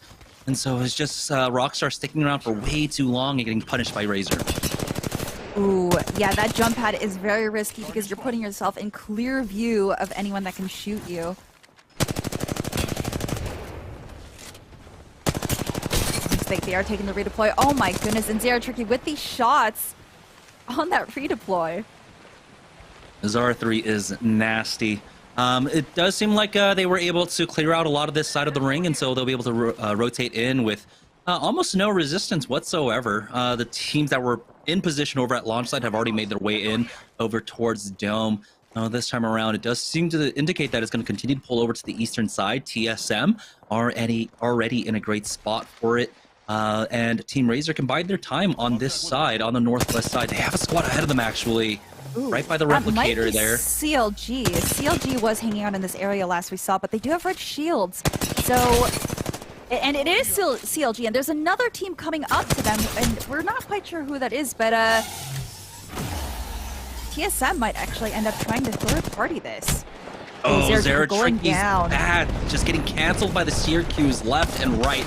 He will fall as Hakulo goes down as well. It's all of the baby Thule left here up against TLG. And one knock onto Madness, but he will ultimately fall. Not picking that one up. Pop-Tarts coming in for the third party, though. But their timing might have been a little bit delayed now. As the Thermite comes in, they at least stop that res, and now he's on the hunt. Exile looking to finish off CLG. Not going down, and there's only one left. But they are getting punished themselves. So Pop-Tarts need to recover quickly as Ghost finally rear their heads. Been wondering where they've been all game long. Here's TSM looking to pick up these free kill points. TSM rolled in a little bit too late right there, but they do end up getting in a one KP, and it looks like they are trying to finish off this last member here. They did miss out on the big fight, so now they're just looking for anyone to clean up here. TSM currently the point leaders, 48 overall after 3 games. And so, I mean, they don't need the kill point. They've got the placement points already. They just want more as well. There it is, the finish off on to Exile, as Kubsky will pick up one as well onto Pop-Tarts. TSM, though, because of the early rotation now, they need to pick up some additional armor, as Applejacks were looking to pick up this loot as well. Great Black Hole keeping sniped out in place as Kubsky pulls out that massive to take him out. But you have refs coming in to try and save his teammate. Great bubble out from Kubsky, slowing down TSM's push. It's a 3v2, and TSM are allowing them to go for the bats here. And so Applejacks will be full and healthy. Here's the push out from TSM. Imperial Hell challenging 00 negative, but it's refs who will fall. Blueberry Smalls picking that one up, and TSM get knocked out in top 5. What an amazing play by Applejacks. They stayed healthy the entire time, and here's Team Intel trying to capitalize on this third party. And Applejacks kind of not doing so well on heals here. Yeah, the armor swap's just not enough for them. They trade 1 for 2, but Intel should be able to finish off Skittle Cakes there as he tries to go for the sky, or take to the skies. Excuse me. Verhos finishes him off, gets the res, but the ring is going to close in very shortly, and so they need to quickly recover. Dupe needs to hit a med kit and start rotating in. So we got 3 teams remaining. It's going to be Ghost, it's going to be Pittsburgh Knights, along with Team Intel. What a surprising turn of events. At least Applejacks did secure the KP on TSM before they were knocked, so that's good for them. But now it's down to the last 3 squads. Ghost playing outside on the eggshell there, and Team Intel are just able to freely move in. You do have Bronzy and Asura trying to stop them, but it does seem like they have found some decent cover to work off of. So now with this ring pulling heavily in favor of Ghost, it's going to be Pittsburgh Knights facing off against Team Intel first. We'll see if Ghost can keep them at bay and make sure that this fight takes place. Yeah, this might be, if Knights play this really well, this might be their game that sets them above TSM. Because TSM is down and out for the count for this game, so they might be able to make up those points now. Also, clean team wipe coming out from the Pittsburgh Knights and a quick reset. Bronzy still needs to heal up, though, and now Ghosts want to try and take advantage. This is their only opportunity to try and have a big advantage starting off this fight, but you see the challenge coming out. Pander's getting cracked there as Six does show up with that bubble at the very least, massive in hand, but he's getting flanked from behind, and he gets one clip. It's going to be the Knights with the man advantage, the 3v1 to finish this one off. And in game number 4, though, it's not over quite yet as Asura goes down, but Gillishes will show up. He's got the flat line to finish it off. They had me worried there in the first half, but there we go, finishing it off to get the win in game number 4. Yeah, you never turn your back on an enemy like that. It was a 1v1. Maybe could have taken that fight, but as soon as they turned their backs, it was basically over. Nice win for the Pittsburgh Knights. It was a little bit slow going. They were able to get into position early on. Of course, this was a southern zone for them, and they highly capitalized off of that one. We're going to take a break, and when we get back, we'll have game number 5 of Series E Pro Night right after this. Hey, what's up, everyone? My name is Blueberry. I'm about to try Applejack's Jumbo Snacks.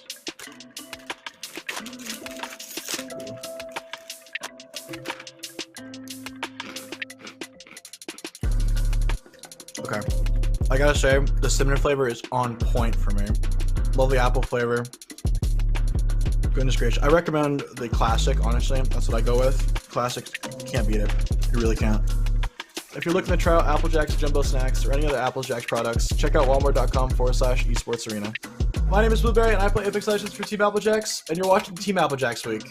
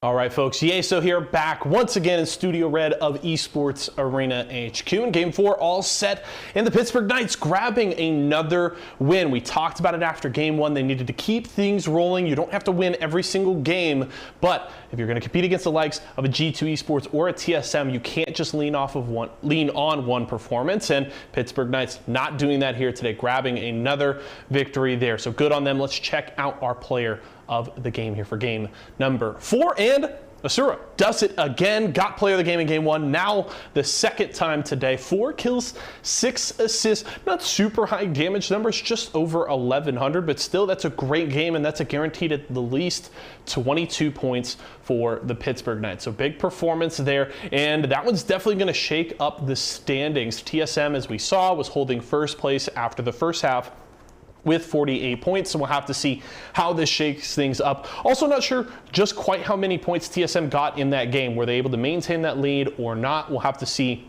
when we go back to Jamerson and Stella here in a little bit. And we saw Team Applejacks having a solid game in that one. Couldn't finish it off, but still playing very well. So if you want to see their stats, some of their best highlights from today or from all of your teams, you can use !Team Applejacks in Twitch chat right now. It'll give you the link to their profile over on esportsarena.com. And again, you can use that for any of our partnered squads. Team Intel, Team Pringles, all of them in Twitch chat. Check out their stats and highlights over at esportsarena.com. We're going back to another break. When we come back, we'll check the status of our Mobile One leaderboard and get you guys ready for our final 2 games of the day.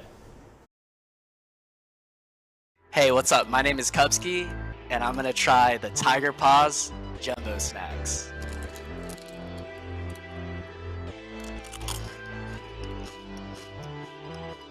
Tastes like obviously cereal, but you don't need the milk.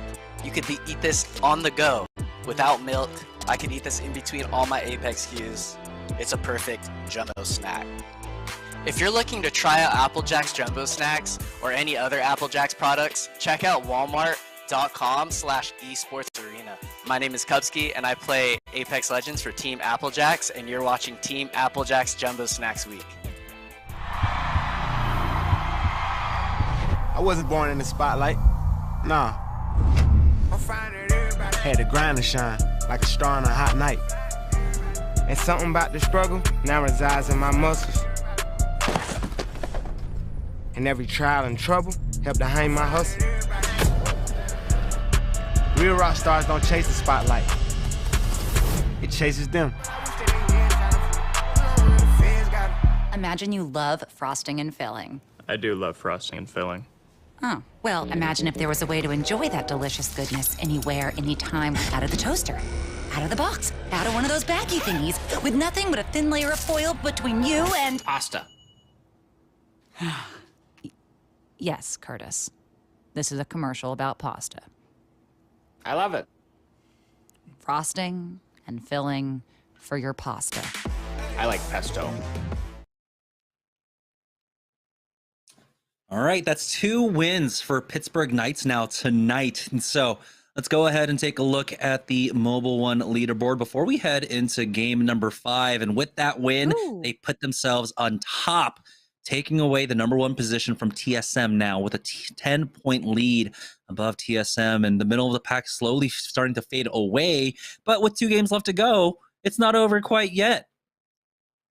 Yeah, that is an even 10-point lead that they have. And yeah, you're right. I mean, this doesn't really set the pace for anything yet. TSM can easily come back from this. Now, in 3rd place, Team Rockstar is at 37 points. So if they want to try and take 2nd place, they're really going to have to fight for that and try to get into at least the 50-point range and maybe even higher after this 5th game. Yeah, and after their win last night, Team Intel are falling into the trappings of Pro Knight once again. 15 points across 4 games. Last week, they ended with 25 points overall. So I want to see something different out of them. I don't know exactly what's going on, if they're just not comfortable with their team fighting up against the pro squads, exactly what's going on there. But their performances from the open night is really what's setting them apart from the rest of the lobby here. But you can see Team Pringles are slowly starting to close the gap on them. Yeah, now Team Pop-Tarts is actually trying to catch up to Team Razor, too, with only 30 points away about. And Team Pringles just kind of set themselves a little bit further apart from Team Razor. So they are solidly in 2nd right now.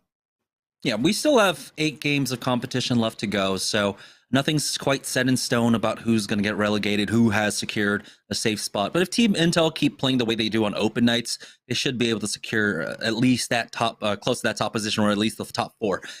Let's go ahead and look at the Mobile One high performance moment from game number 4.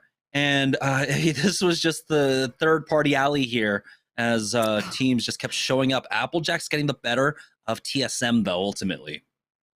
Yeah, they did a fantastic job here keeping their heads about them as they fought. Even though TSM had the high ground, they used the Gibby bubble just perfectly, and they had the intel from Seer. So they were able to judge when they were about to send, and that just won them the game right here.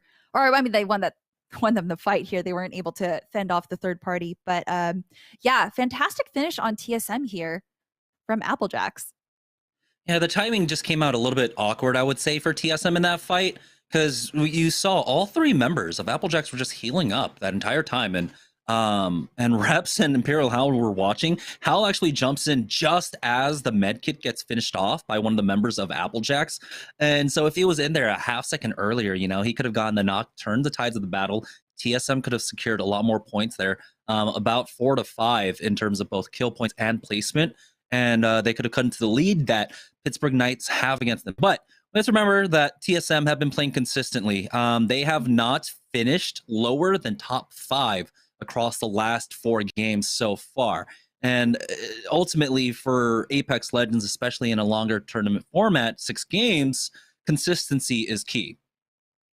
Yeah, I mean, and not even just looking at 6 games in overall, just overall seasons, TSM has always come out on top, at least top 5 or top 3, and their teamwork is so strong that you can put them in any environment and they'll pretty much come out on top. Yeah, they have dipped below that kind of 16-point average that they had heading into game number 3. They are about like 14-point average now after 4 games. But again, it's just been amazing consistency. They didn't get as many kill points in that last game as they have, but here we go. It looks like we do have game number 5 set up. So let's go ahead and head into it now. 2 games left to go here in Pro Night. It's been Pittsburgh Knights and TSM that have just been performing so well, but will Rockstar or Rice Krispies, maybe even Ghost, have an opportunity to come back? And we can't count out G2 either. 2 games left to go. They can always drop that 30 bomb and propel themselves into first place. So we'll have to keep an eye on them. Yeah, we've seen G2 able to just close the gap. I mean, they went up 15 places in the second game. So I'm definitely not counting them out, but they need to get some rotations in early and maybe get some early fights in. It looks like Rice Krispy Treats, one going down, and Clinical about to be down as well. And Light not really able to get much damage in, and his shield has already been used. So he may just have to rat this out or try to take on this 1v3. It's a full send out from Xset, missing that Arc Star. Does actually connect as he jumps down into the diner building here, but they should be able to finish him off shortly. 345 along with the bow check. Bo is actually gonna go ahead and go for the peek and sticking the 1v1. Light Star Joe though gets peeked one more time, and Kenny will be able to finish him off. So Xset do secure this. I wonder if Razor are in position or if they're just gonna highly prioritize finishing off by Trials, and it looks like that will be the case. Razor, once again, getting that Trials loot, walking out probably with double gold armors. This time around, we have a very similar ring to what we had in game number 3. It's pulling down over towards lava siphon area, so this should probably end around that same bridge area. I hope they get a lava siphon end circle because I haven't seen one of those yet, and I'm very interested to see how that works, especially since there are certain pools of lava around there, and playing high ground will be really important. On board with Applejacks now, as they are just continuing their loot path. Not the greatest. Kupski sitting on a white armor along with double O negative, and that was a gold. Mag on that Volt, so Kupski's happy to see that one at the very least. They're gonna just take their time here. Doesn't seem like they're under too much pressure, and so nothing really going on for now. They should start rotating in shortly though, try to avoid a lot of the rotation paths coming out from the southwest side, avoiding out on G2 and the likes of Renegades. Yeah, they definitely don't want to stay here too long since this is ripe for fights and they don't have a lot of cover. And also maybe avoiding 2 Brains, 1 Controller, who typically in the past would rotate through here pretty quickly, but this time around Applejacks were able to avoid that, picking up some additional loot along the way, but right now anything is that they really want is just going to be, of course, that armor. But like we said in the past, Applejacks are known for being able to play behind in terms of loot, in terms of armor. The Charlotte Phoenix are making their way into Lava City now. They do get tagged mid-air, but it does seem that they're going to have to fight for the roof. Yeah, and it doesn't look like Stink's tag went through, so they actually don't have much knowledge on where the other team is. They do hear... Oh, they are setting up their caustic, though. It's like TSM. TSM's about to get into a fight here with that knowledge that they have from Seer's ultimate. Ooh, and they push in and getting 2 downs almost immediately. Oh, and they finished. That was the fastest fight we've seen so far. And is this a third party? No, it's just the last member of that squad getting finished off. That was just classic TSM. I mean, that's just showing the experience they have in terms of team fighting, as they do coordinate that push expertly, pulling out the attention of 2 members, and the flank comes out for Snipe down there. Intel, though, trying to fend off CLT, maintaining control over this, as they do have Seer ultimate down. Verhol's taking a lot of damage, though. He's got to be careful. They got the knock onto Kodagami and Greek. There's only 1 member left on the Charlotte Phoenix side, but the barrels that were set down earlier that you mentioned are slowing them down, so they haven't secured the full kill quite yet. Rockstar in a fight over here, not too far away from Trials, and this might be Razor on the other side of this fight. We'll find out in just a moment. Looks like something does go down on Rockstar's side, but they're still holding strong. They have a good position here. Now, I don't know if Kami's going to be able to be rest here, but Rockstar might be in a good position to take this 2v3. Yeah, the big worry here is that this fight is taking so long that Razor can show up at any moment for that third party. Mercy only will thirst off Crummy, but Kimchi Lee and Sykes aren't ready to give up this quite yet. Ooh. They want to try and fight this one out, and he gets some great damage off, getting that crack. See if Kimchi Lee follows up, hitting that Q onto them. It looks like he did miss. unfortunately. So that's going to be down for another 20 seconds before he has another go. The banner is going to time out in another minute, so they need to kind of resolve this fight as quickly as possible here. And it's coming right at Kimchi Lee. He will go down, and it's all up to Sykes. They try to hold their ground, and it will be 2 brains, 1 controller, and end up taking this one. Where is Team Razor, though? I'm surprised that the third party has not come. That was a very good try on their part. Oh, and it looks like Erao is looking to try to come in third-party intel here. Oh, and they do get the tag, so they do have that information that someone isn't fully healed. It's going to be difficult to They get the push reverse onto tag. Team Intel right now because Team Intel did get the fight win up against Kodagami's Charlotte Phoenix. And also, just before this, they took out Ghost, who tried to challenge them. So Team Intel are sitting on some great armors. They got the double purples, only the blue for Verhulst, surprisingly enough. But they already are holding down at this point. Excuse me, Intel took out Ghost in this position. I see. Yeah, and I'm not sure how Intel is doing on loot though. It looks like on Verhulst's Volt, he only has 137 reserve ammo, so they need to finish this fight quickly and get more resources. Oh boy, Verhulst Verhulst tries to go for the down. peek, but Reeds takes him out. And now Dupe is in a spot of trouble here. Does not have his bubble for another 20 seconds, dropping down to the low. And he does have Skittle Cakes to at least cover his retreat.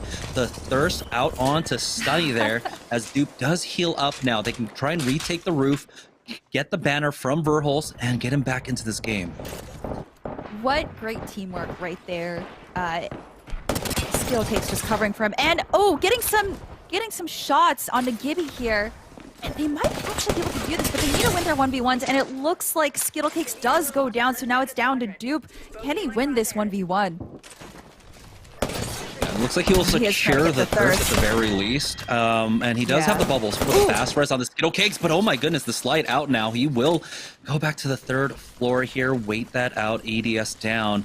As Tech Candy has been able to recover both the banners, and he can just kind of retreat from this one. He doesn't have to commit for this kill, but it looks like he will go ahead and ego challenge on the other side. It's a 1v1 at this point, going for that rooftop control, but he takes so much damage, dropping down for that cell. He's got the gold armor, top him off quickly enough, and it looks like he's going to secure the thirst himself on the other side. Yeah, so Tech is at... Oh no. I don't know if that was the call, but it looks like they are in a 1v1 now. Tech's taking a little too much damage. Oh, and loses against Dupe there. But Dupe is now getting third-partied, and I don't think he makes it out of there alive.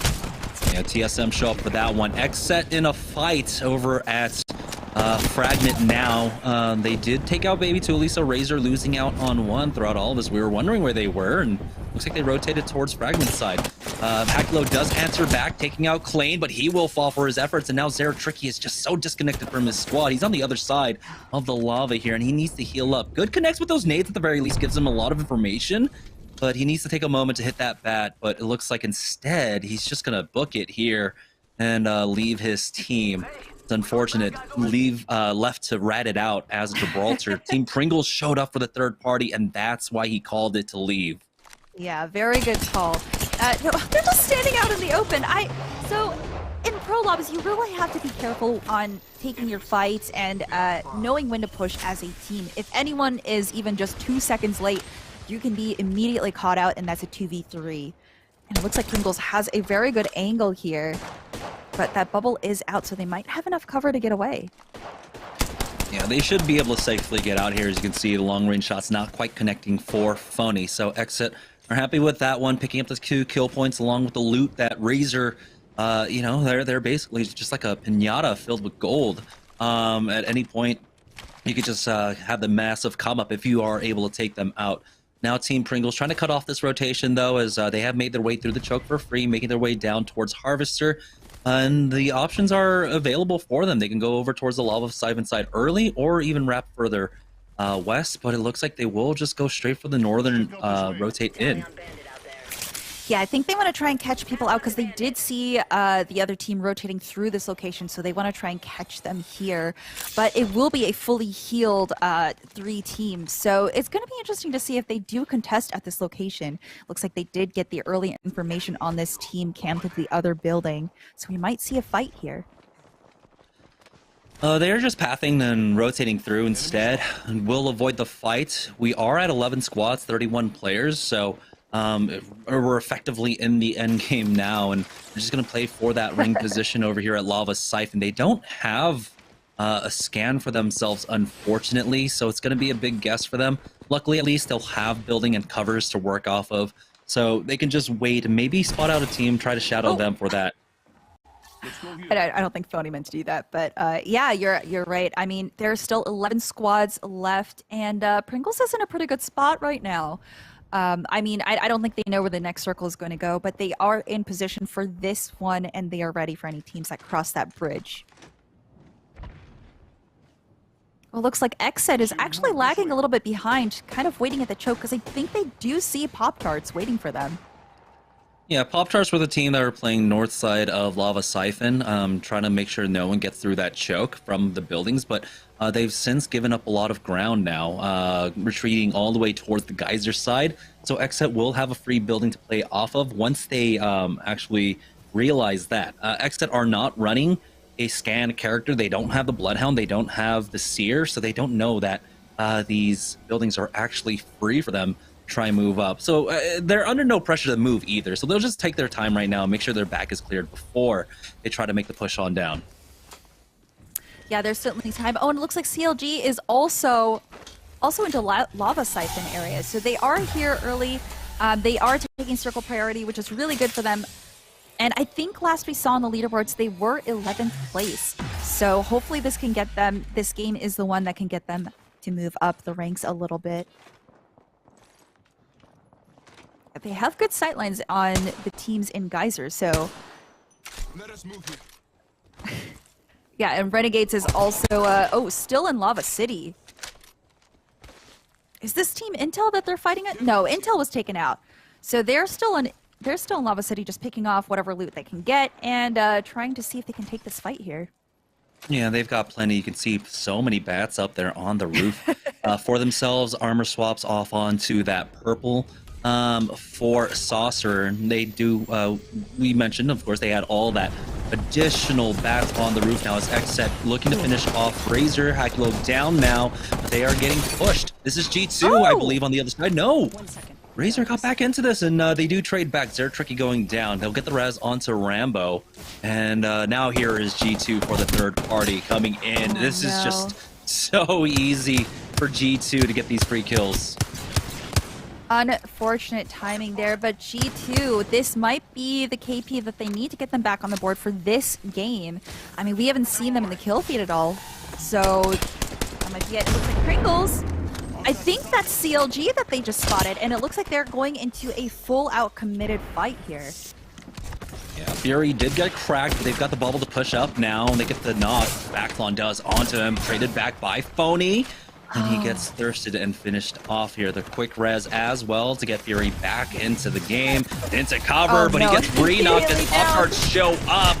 And oh boy, the L-Star at close range, but he gets punished by Depressley's PK now. He's got no HP behind it though, and Pringles will go down. Pop-Tarts pick that up, and they will now maintain control over this building. They'll allow the armor resets for themselves as well.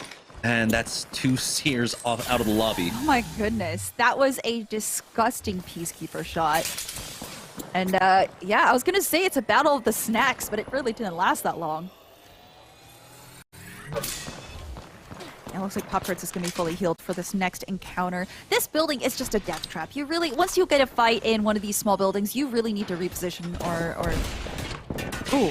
prepare for the fight immediately.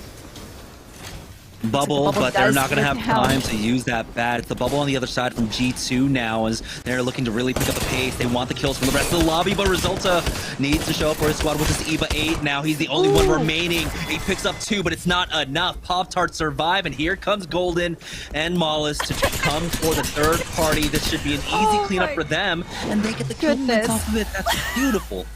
Okay, but can we take a minute to look at the stack of bodies right there? It just looks absolutely ridiculous. You just really cannot be in a single location for too long in a pro lobby. Like, it's just calling for an immediate third, fourth, fifth party, and it's just not a good position for the last team that survived.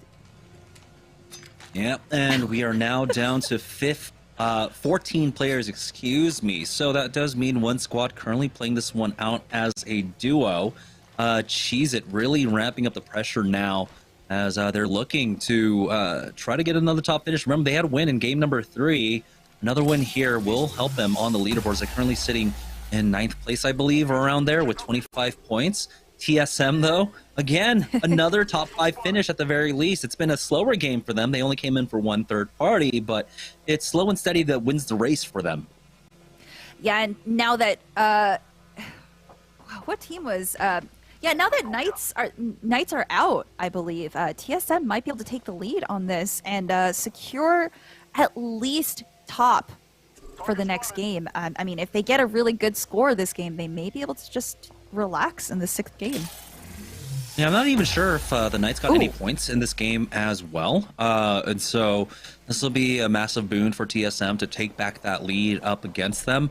And with another top finish like this, really, it sets themselves apart from the rest of the lobby, from the middle of the pack. Falling back, though, towards this big warehouse building, surprisingly enough, as maybe they're expecting a lot of teams to come up from the Lava City side, and that might exactly be the case. Yeah, there's a whole team stuck inside the car. Beautiful spray from Snipe down with that R301. Oh, and the portal is very obvious, though, so they're going to be able to hit them here.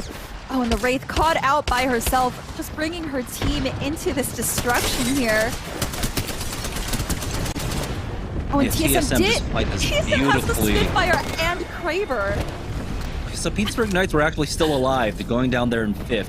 So they did get points on the board. But now it's time for TSM to actually cut down into the lead. They've got the kill points. Now they have an advantage in terms of placement points at the very least, but they need to get more. The win itself would secure them that top spot once again as they're looking to finish off another squad stuck inside. You can see TSM loves to just pick them apart, pull away the attention. Defensive bombardment has gone down though, and Reps throws down that bubble to keep himself safe. They got the knock onto Pow.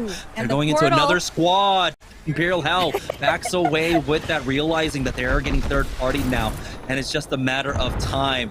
They're getting arc starred and they need to make a way out of here, but again, that port got them nowhere because of that third party controlling the choke now. So TSM are full committed onto this fight. They need to make sure they at least secure the kill points and secure 3rd place. Yeah, they might be able to come out of this alive. They do have the Spitfire and the Kraber. Oh, the beautiful hipfire shot on the Kraber there. They're going to finish this fight, and they're going to be able to get shield swaps, and hopefully they can win this fight. I mean, they do have 2 care package weapons. Cheez It trying to come in to finish off TSM here. It's 3v3v2. Wondering where the last duo is. I think they don't want Cheez It to don't want to allow TSM to heal up. And you can see all 3 teams are actually here. So Cheez It, if they can try to buy time, if they can just actually keep TSM pinned in this area, the duo might actually just run into them. There's the option for that duo to run to the northern side, and so Cheez It, just call it. It's taken too long for this fight. That duo has actually backed off as well over towards the northern side, and they have been spotted out by Cheez It. Yeah, Cheez It is actually in a pretty good spot here, holding both sight lines. So they actually might be able to get some damage off on TSM here, but TSM does have good shields. They were just able to re-up on loot, so this might be an even fight. And they've come into this side now. It's way too late for them to try and go north. So it's going to be Cheez It versus TSM. This allows the opportunity for the duo, but Reps hit that Kraber shot. Bubble down now, and here comes Cheez It. Oh boy, TSM taking out Finicky, and now it's all up to Golden left. It's a 3v2, and TSM are about to secure another win. They just need to finish off this duo right below them. They also have 12 kill points at the very least. What a big game number 5 for TSM. Yeah, even if they don't win this, which I feel like they will, especially with the Kraber and Spitfire in their hands, they have 12 KP. Xset trying to come across from the left side, trying to flank. Oh, but Reps is absolutely demolishing them. Now there's just Rambo left, I believe, or might be Clan. I don't know quite know, but TSM will go ahead and take the win, and they should be able to take back that lead after another win, another, 15 kill point game, quite possibly. 15 kill points, I think, at the minimum at that point. Yeah, TSM is very good at working together when under the wire. When they see that they've been overtaken, they're very good at tightening up their team tactics and just full sending like that. They are so strong when they all focus together. And great decision making under pressure as well. I mean, you can see the cogs in Imperial Hal's brains turning as he turns that corner, sees a duo right there. He's like, oh, well, I got to back off. Well, that's going to be the win for TSM, though, in game number 5. And we have one more left to go. So we'll take a break. And when we get back, it'll be the final game of the day right after this. Hey, what's up? My name is Double Negative, and I'm about to try some Fruit Loops Jumbo Snacks.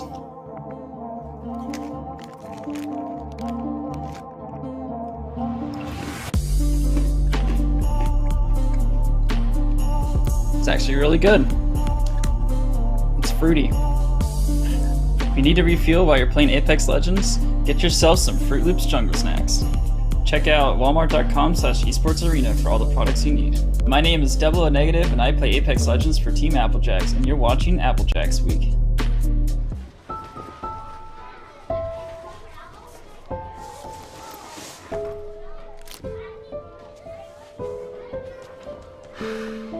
Hey, shake it, kiddo.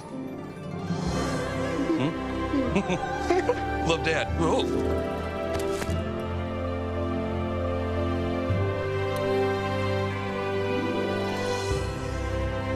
I've got this. Kellogg's Rice Krispies Treats. A little love when it's needed. Kellogg's, Fruit Loops, Apple Jacks, Corn Pops, Tiger Paws, they're Jumbo. Jumbo snacks, snack time heroes. Don't take them on the go. Eat your cereal, magnified, showing up for snacking time. Jumbo snacks, snack time heroes. Don't take them on the go. It's Jumbo. It's for snacking. It's Jumbo Snacks. Welcome back, folks. Only one more game remaining in Series E Pro Night this week. It's been a fun run. Yeso back here once again in TSM, grabbing their second win of the night, and it looks like G2's reign will be over. 2 games apiece for the Pittsburgh Knights, and TSM sets up a great battle going into the final game of the day. Now, Pittsburgh Knights had a 10-point lead over TSM going into game 5. TSM had a huge performance. We'll have to see when we check out our Mobile 1 leaderboard just where the standings stack up going into our final game. But let's see if Imperial Hal got player of the game for this one. And what do you know? He did. 6 kills, 8 assists there, and almost 2,500 damage. Hal popping off, no surprises there. He is obviously the leader for this TSM squad, and when he is on his game, TSM is nearly impossible to beat. So when you look at that, that's at least 14 kills plus the 12 points for the first place finish. So that is at very least a 26-point game. So that should certainly make up that 10-point gap. We're not exactly sure how many kills the Knights did grab, so that certainly will be a bit of a wrinkle there, but I would say it's likely that TSM is sitting in first. Pittsburgh Knights have their work cut out for them going into this last game to try and conquer the Titans that are TSM. It's going to be a fun run. Don't miss out on game number 6, and don't miss out on our Applejacks Week giveaway. I reminded you guys earlier on in the day, we're giving away an awesome Applejacks Jumbo Snacks pack, including a Razer Huntsman Elite keyboard. So if you guys want to get that snack package, make sure to use exclamation point giveaway in chat. Don't miss out on that. You can still enter right now. Exclamation point giveaway. We're going to a break. When we come back, our final game of the day for Series E Applejacks Week. All right, welcome out. Okay, nice. Throw the ult in the right. Yeah, no. Okay, good. We need to force the ball. I'm just going to on them. I'm going. Push him. Get him. Focus the Jimmy. Nice, one down. Watch behind you. Nice, another one down. One more. Nice, let's go. Let's go, boys. Woo. If you're looking to try out Applejack's Jumbo Snacks or any other Applejack's products, check out walmart.com/esportsarena. My name is Blueberry, and I play Apex Legends for Team Applejacks, and you're watching Team Applejacks Week. Stack Pringles flavors. Make new ones. How much do you think Pringles paid these people? Hardly anything. Hey, you guys want to stack different Pringles flavors to create new flavor combos? Here, I'll go first. Pizza, barbecue, and jalapeno. The spicy barbecue pizza stack. Get him! Grandpa, what's going on? Pringles. We're trapped in a Pringles commercial. They must have taken us in our sleep. How can we get out? We can't, Summer. They warned me this would happen, and I didn't listen. Stack Pringles, make endless new flavors. Stacking Pringles to make new flavors. Make endless new flavors. Barbecue, wavy, and sour cream and onion equals a 3-layer dip stack. All right, welcome back, guys, to Series E. 5 games down with TSM taking 2 wins along with the Pittsburgh Knights, but it has to be TSM leading the leaderboard. After that, we'll have one more game left to go. Let's take a look at the Mobile One leaderboard to set the stakes for the final game of the week to see how much Pittsburgh Knights need to pick up to catch up against TSM. And it's not that much of a tall order. It's a 13-point lead that TSM currently have over the Pittsburgh Knights, but clear and far away, I think we already have our top 2. Yeah, G2 Esports did climb up to 3rd place, which is really good for placement, but they are at 38 and the Knights are at 68. And in comparison, TSM is at 81. So they put themselves up at a 20-point advantage here. But Knights might be able to make it back. I mean, they've shown that they are very strong at coming back from difficult positions like this. Yeah, this is easily, you know, a top 2 for TSM. Like the only trouble is going to be the Pittsburgh Knights.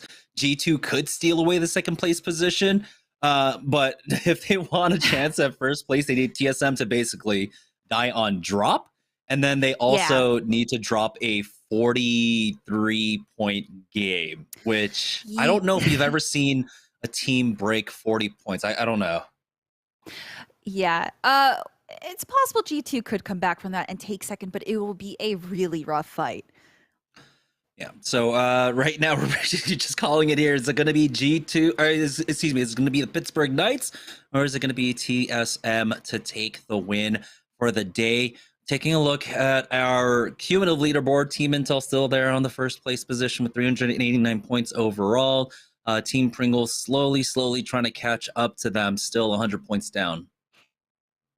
Let's go ahead and take a look at the Mobile One high performance moment of game number 5. And it was this fight over the building over in Lava Siphon. Pringles starting it all off. And then, I don't know, like 5 or 6 teams showed up after this.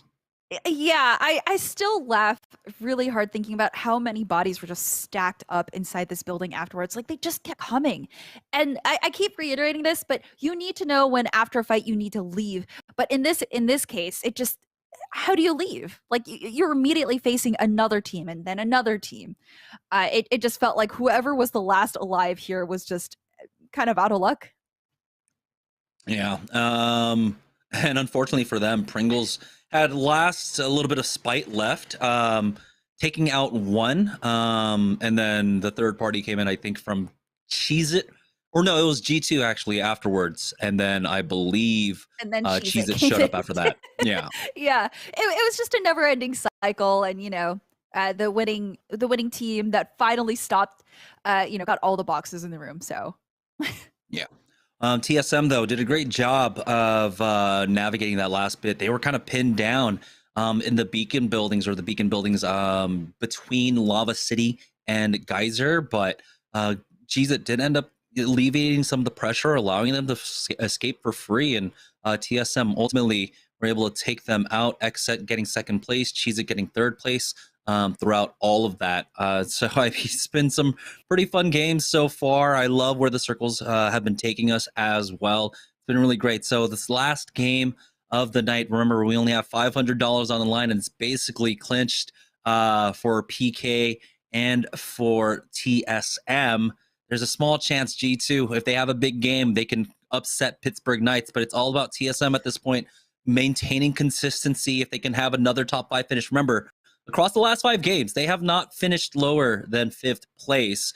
And the lowest in terms of kill points they've had is, I think, like a 2 or 3 kill point game a little bit earlier on. So it's just, how can anyone stop TSM here? Yeah, and the Knights have been pretty solid too. I think they've been placing like top 10, top 8 as well. So you can't count them out. I mean, this last game is really going to determine who takes first. And it's going to be interesting though, because G2 may try to last out as well, but it just depends on if Knights can stay alive as long as TSM. Yeah, so TSM, Pittsburgh Knights, and G2, largely it seems that we're going to be keeping an eye on. I mean, even Rockstar and Pop-Tarts have a chance at playing for second place, but all these teams, they need to count on Pittsburgh Knights going down early on, and Pittsburgh Knights have not been going down early. The worst finish that they've had so far, I think, yeah, you're right, like in 10th place. So they always have been putting in points every single game. We're having a little bit of a delay on the game. We'll have the final game of the day set up very shortly and head into that one for the ultimate conclusion here in the Applejacks week. Yeah, also, Applejacks, I really want to point out and commend them on the last few games. They've been playing really well. I mean, they took out TSM in the second to last game, and they've been really good at keeping together as a team, trying to reform in certain situations. So I'm very proud of them for performing really well on their week. Yeah, they've had some great performances, some good fights. It's just been, it's whenever it comes down to these pro nights, there's just so much competition, the best competition in North America, really, with the squads that show up. They've had 2 fourth place finishes so far, and it does look like, thank you, we do have our last game of the day set up. So let's go ahead and head straight into World's Edge for the final game of Pro Nights. TSM now with 81 points, 13 points above the Pittsburgh Knights. Can they clinch this win? I don't know. I don't know who to root for because the Knights and TSM have been pretty good at taking fights. And I mean, they're just, I feel like they're getting more equal on the amount of points they've been getting. So we'll see. And here's TSM landing in their favorite spot, Fragment. Does look like they were able to get the ring as well, so we should take a look at the map in just a moment to see where this one will be ending up. Double Blues as well as Reps and Imperial Howl will be rocking those. Snipe Down, of course, on that scan duty, so he's a bit more delayed on the looting as Howl will continue that loot path. Ring this time around, pulling down to the southwest side. So let's go ahead and bring up the map to see where this one will be ending. Ooh. We haven't seen this circle from last night either, so I'm very excited to see this. I love thermal endings just because it can get so wild. And it's a hard pull as well for the second ring, so all indications is that it will be a thermal station ending. Some teams might hover around staging for that 50-50. Maybe it does end up here, especially the Valkyrie teams that have the leniency to actually be able to just bypass the chokes that are over there by thermal station. In this game, Pop-Tart's playing this one a bit more safe. We did see, I believe, Exile going down when he was trying to challenge over at No Name, but that will not happen this time around. Rockstar on the lurk. They're waiting for this push from 2 Brains, 1 Controller, and the first damage rings across the bow. Sykes taking out Mercy only as Crummy does get cracked himself. He's got the mask about and he will fall to tech. This is just ego fighting coming out between Rockstar and 2 Brains, 1 Controller at this point. There's, you saw it there. Crummy was lurking that entire time for this. Oh my goodness. And they, okay, that was great grenade coordination right there from Rockstar. They baited with the heal while they were throwing these grenades. Oh, and Knights here fighting early. Ooh! They take 1 KP, and looks like Bronzy here is trying to hit someone with his tactical. Does get the tag and knows that they have no shield. This might be an easy fight for them. And that's 303 out of the count. Getting caught on that rotate on this timing. They should have known a little bit better to try to avoid the Pittsburgh Knights, who have been dropping over here at the Lava Siphon. And so these are points that they desperately need to make up. 13 points is the disadvantage that they have facing off against TSM right now. And so this will definitely help them here, picking up these 2 KP. Yeah, if they do make it towards at least second place, and if TSM doesn't take first, they might be able to make up for those points with KP that they pick up along the way. But that's assuming everything goes the Knights' ways. So, and it's still pretty early. I mean, we have 18 squads left as well. Now for G2, I feel like this is kind of one of the worst rings that you could have had because you wanted a 30, 40-point game to try to catch up. And with the ring going down to Thermal Station, they're going to be hard-pressed to try and rotate up north to try to find those kills early on. Maybe the northern kills do come to them, but they need to start moving here. Already down 2 squads, 18 squads remaining for this last game. Yeah, and I do believe Cheez-Its we're dropping towards... They dropped at the new location, the new PY where Refinery used to be, so now they're the furthest out from the circle. And G2 is coming in. You were just talking about them, and here they are. Yeah, this is their typical timing. They take the entire Ring 1 period to loot up Thermal. I mean, it is a large POI. They got tagged, and now they're going to try and control this choke to the north. We'll see if they poke their head out even further north, go over towards the Hot Springs area. But for the time being, it's just a holding pattern now to control this. And so it doesn't seem like they're going to try to play aggressive. It seems like they're just going to hope that the kills come to them. Yeah, Designful using Seer's passive to try and locate where this team is.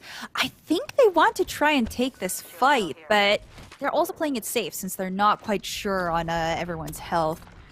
Oh, and the Renegades are also still holding point here in Thermal. They're actually taking the top, which is actually a really good spot if the circle does pull towards Thermal endgame, but Pow Pow does have a white shield still. You know, it's a fast rotation for them coming out from tree, so they do have priority over here. And, you know, they play around G2 all the time. They know how to get around them for the rotates.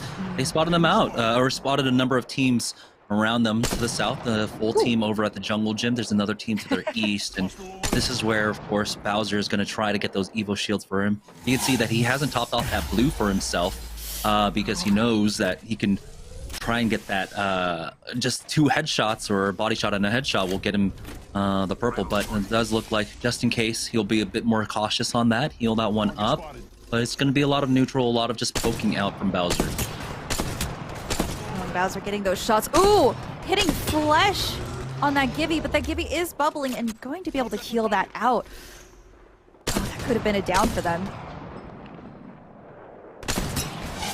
Ooh, they wouldn't have had any real way to try and punish it, though. It's all about the poke for Bowser. You can see he's got that purple Evo for himself, and Saucer has that. Now they need to work their way up for that white armor that they've got right now.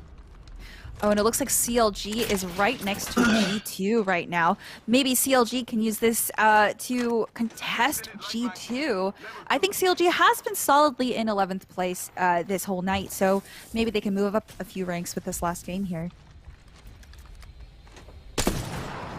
Looks like a lot of teams are rotating in now, and our Renegades just has the advantage, just being able to see everyone from their God spot location. Yeah, it's just a safe spot. Poke out, get your Evo shields up. On board with Exit, though. They're not too far away from G2. They're the team playing the other side of this choke. And at any moment, they have to worry about G2 just kind of full sending on to them, especially with G2 understanding this position that they're in.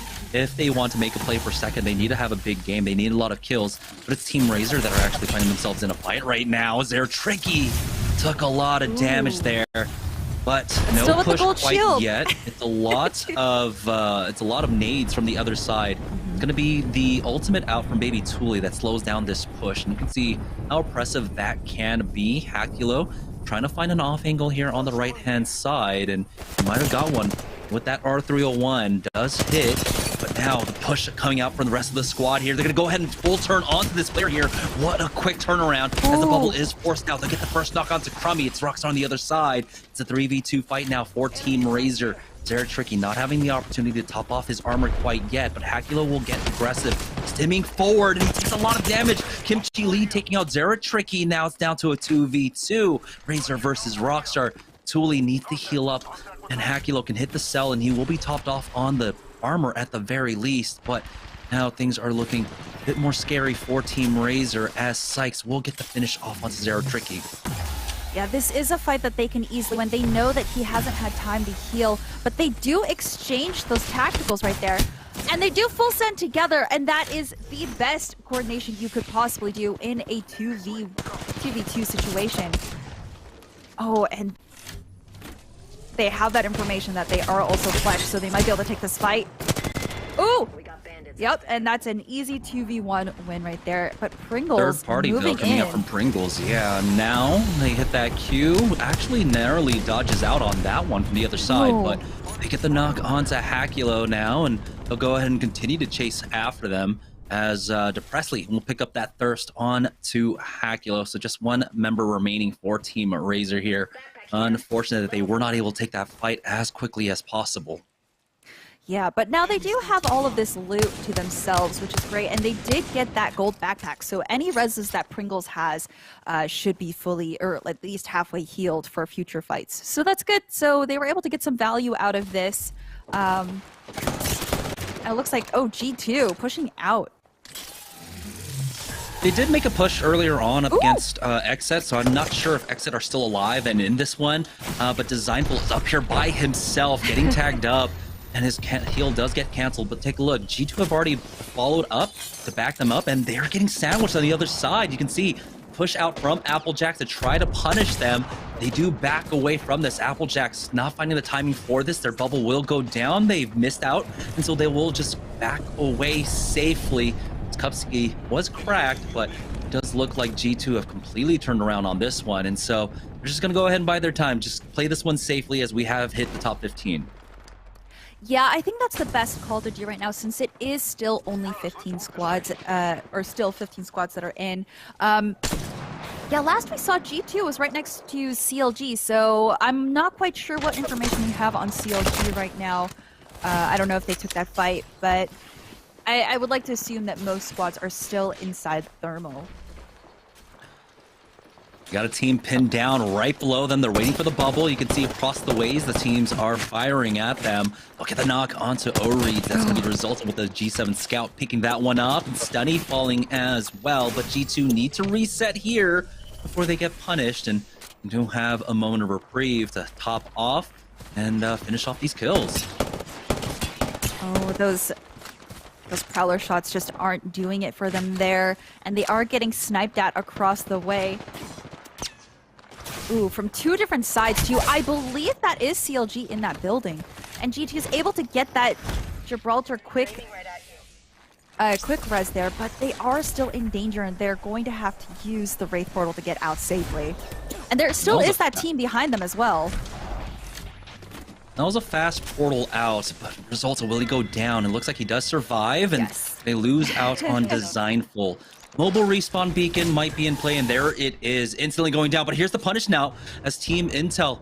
That was the team that was firing across from the ways. Applejack should be looking to take advantage of this right now. They are on top of them. Blueberry Smalls does go down. It's a 2v1, but they will finish off G2. And so now G2, we're one of the few teams that could contest for second place, but they are out.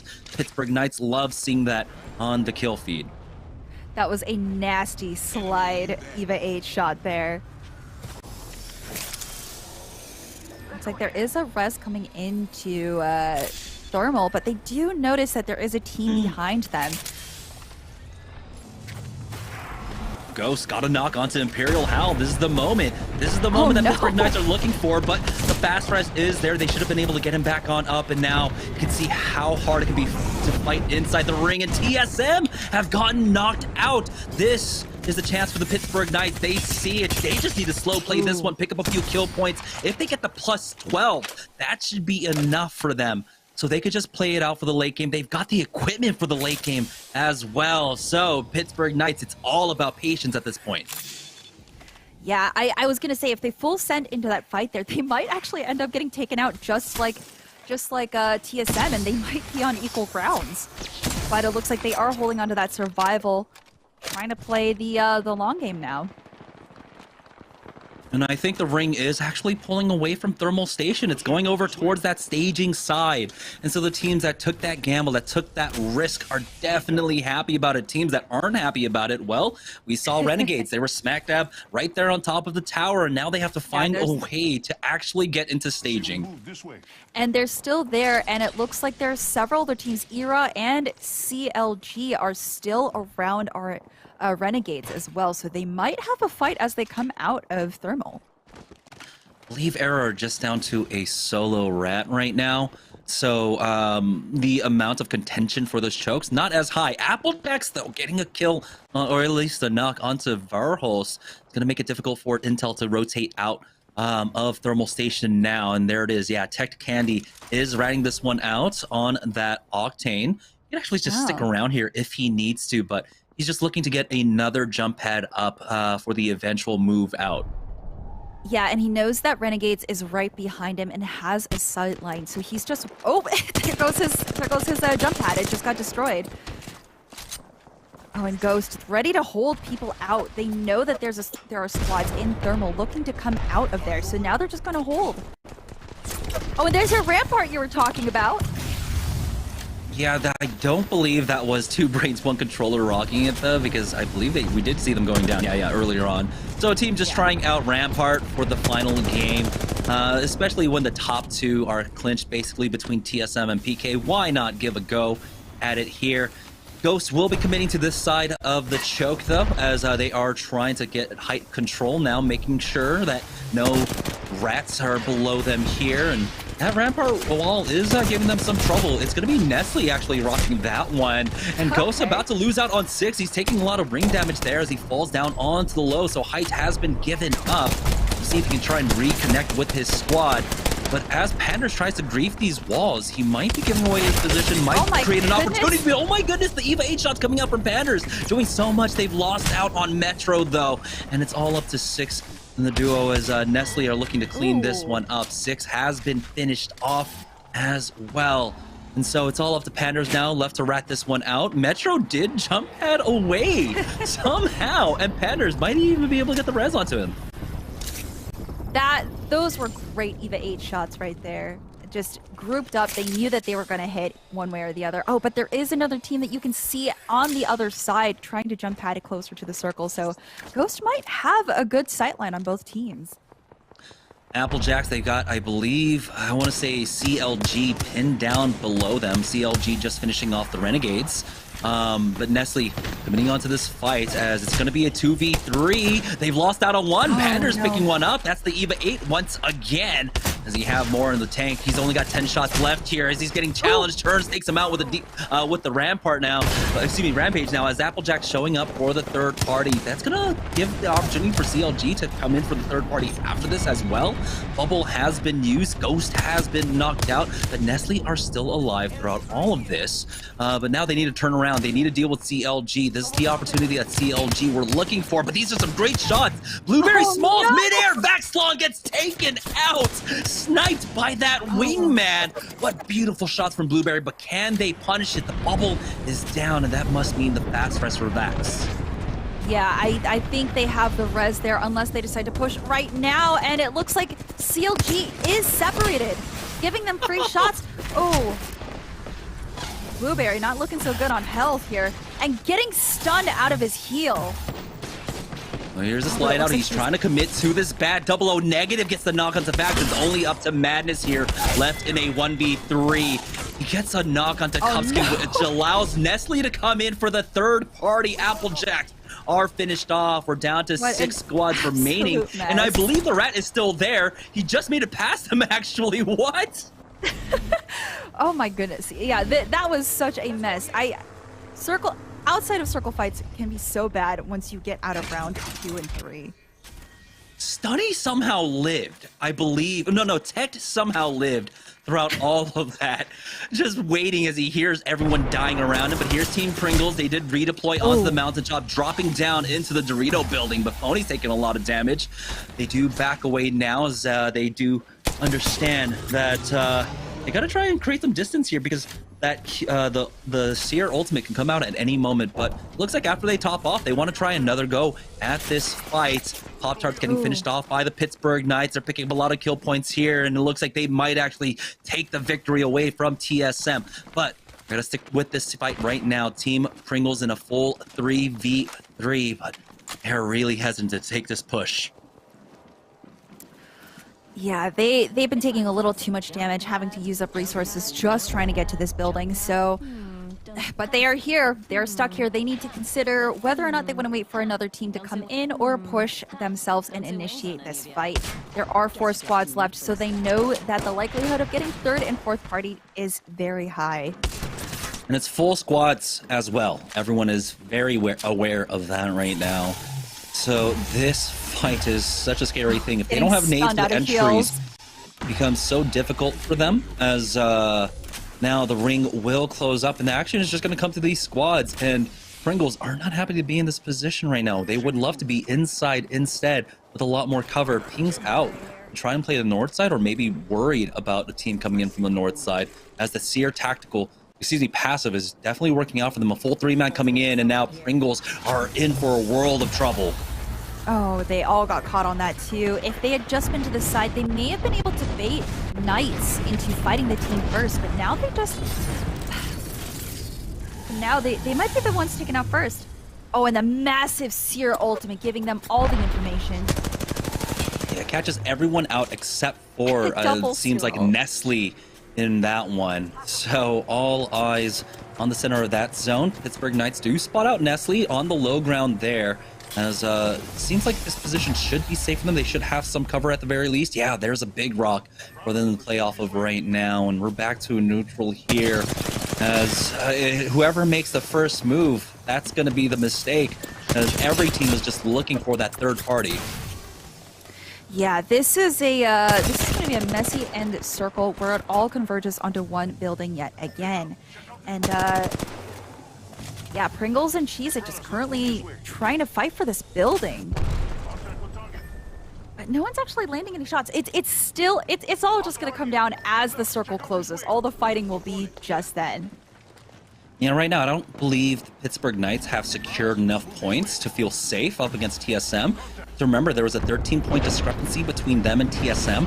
They have secured at least 5 emplacements along with a few kill points. They need a bit more. Hitting 3rd, hitting 2nd. Ooh, 2nd was secured, I believe. They lost out on 1 balance. Mamba picks up the kill onto Gildersons, and now they're full sending it on to the Pittsburgh Knights here. Asura isn't able to turn around fast enough. Turns, takes him out, and TSM are just waiting for this fight to resolve to see exactly what happens. Pittsburgh Knights, I don't think they did enough. TSM might eke by with this victory. Now we're down to the final 3 squads remaining for this game. Can Cheez-It put another win on the board for themselves? Finicky's the only one alive now as Nestle are coming in to finish this one all off. It's going to be a 1v3 as Finicky's giving them the run around, but the 1v3 is just too much. Nestle will take the final game of the day.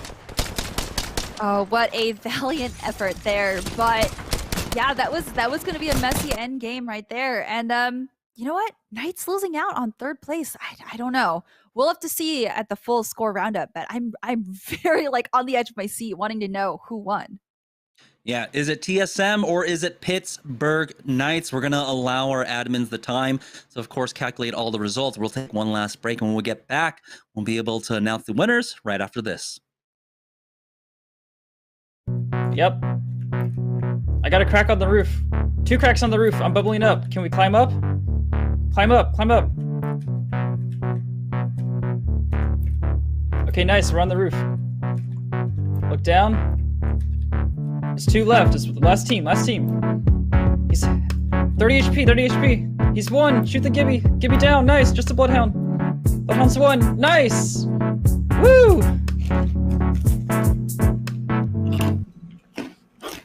If you need to refuel while you're playing Apex Legends, get yourself some Fruit Loops Jungle Snacks. Check out walmart.com/esportsarena for all the products you need. My name is Double O Negative, and I play Apex Legends for Team Applejacks, and you're watching Applejacks Week. It's fruit, refreshingly sweet, but without sugar, 0 calorie treat. They're all our top flavored smash. It's fruit freshin'. Cheese it, snapped. How's it taste? It's so thin, crispy, and cheesy. And I just want to keep eating it. And eating it.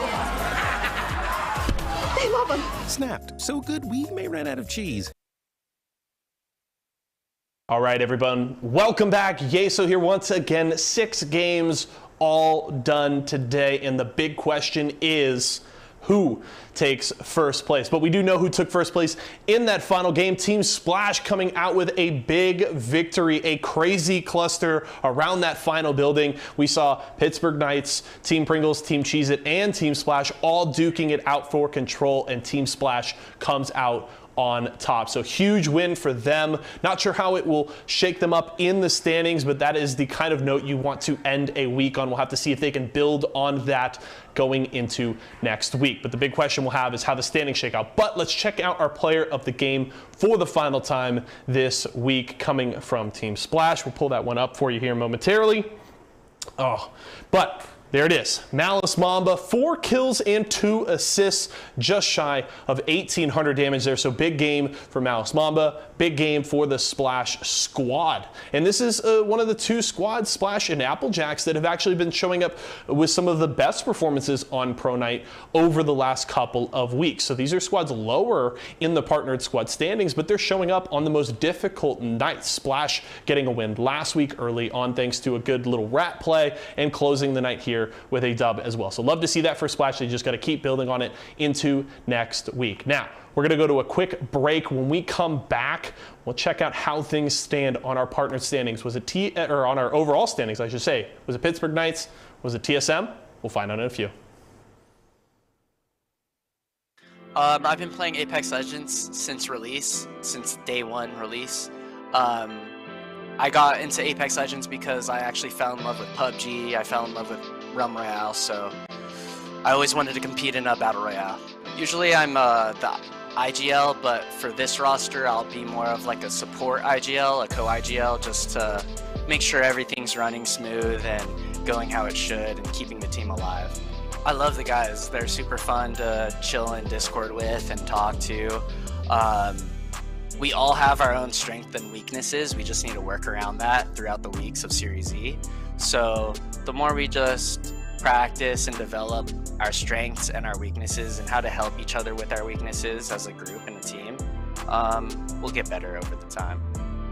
If you're looking to try out Applejacks Jumbo Snacks or any other Applejacks products, check out walmart.com/esportsarena. My name is Kubsky, and I play Apex Legends for Team Applejacks, and you're watching Team Applejacks Jumbo Snacks Week. All right, welcome back to Series E. And the big question before the break, did the Pittsburgh Knights do enough to take away the first place position from TSM? Let's go ahead and check in with the Mobile One leaderboard to see who our winners are tonight. And the Knights did it with the 1-point lead over TSM.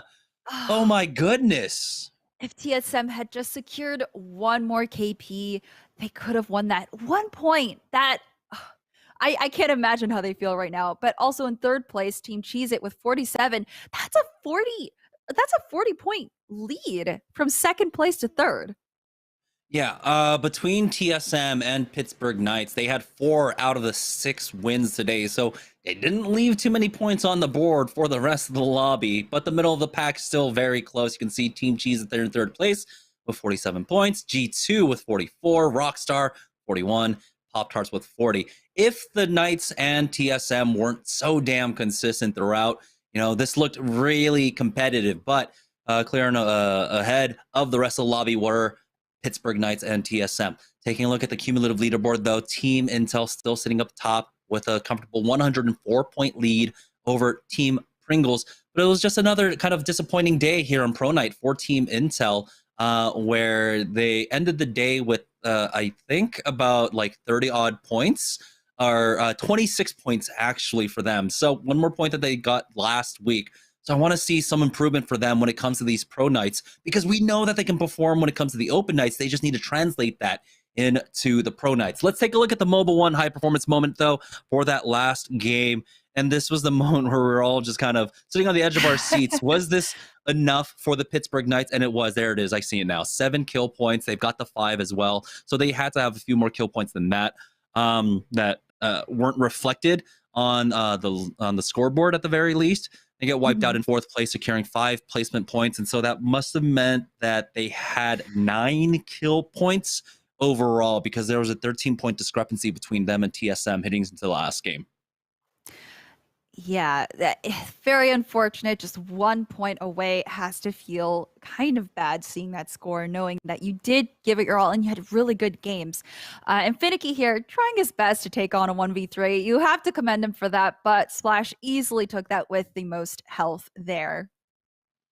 Yep. So congratulations once again to the Pittsburgh Knights for taking the win. It was a close one, and they do upset TSM, but most importantly, G2 did not get a 6th win this time around. So finally they were slowed down, but this might just be, season 10 changes. They're still trying to figure that one out. We're only 2 days into season 10, so don't count out G2. We'll see them again next week for week 5.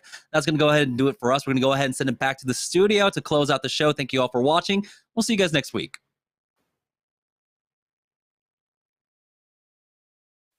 All right, that's going to do it for Jamerson and Stella tonight. Hats off to them. Great work, as always, from those two, so please give them some love in the chat. Yeso here once again to close the show today, and the Pittsburgh Knights coming out with a huge victory, just sneaking past TSM there by a single point. Obviously, they would have loved to win that final game, but they took care of business, got the points that they needed, and they finish atop of the standings here on Pro Night in Applejack's week. So great performance from them. And a very cool thing about tonight's post game is I have a very special guest ready to join me. I have Kubski from Team Applejacks ready for a short interview here in the studio. So Kubski, welcome. Thank you so much for joining me here today. How are we doing right now?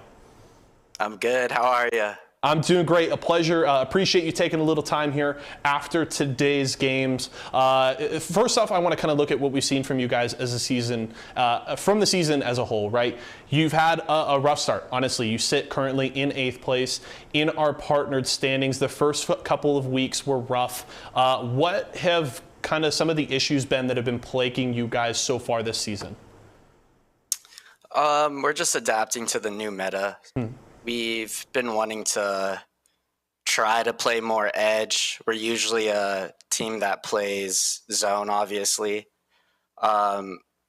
It's ability legends right now, so we're going to just have to adapt to all the caustics, the horizons, and whatever is thrown at us. We'll see.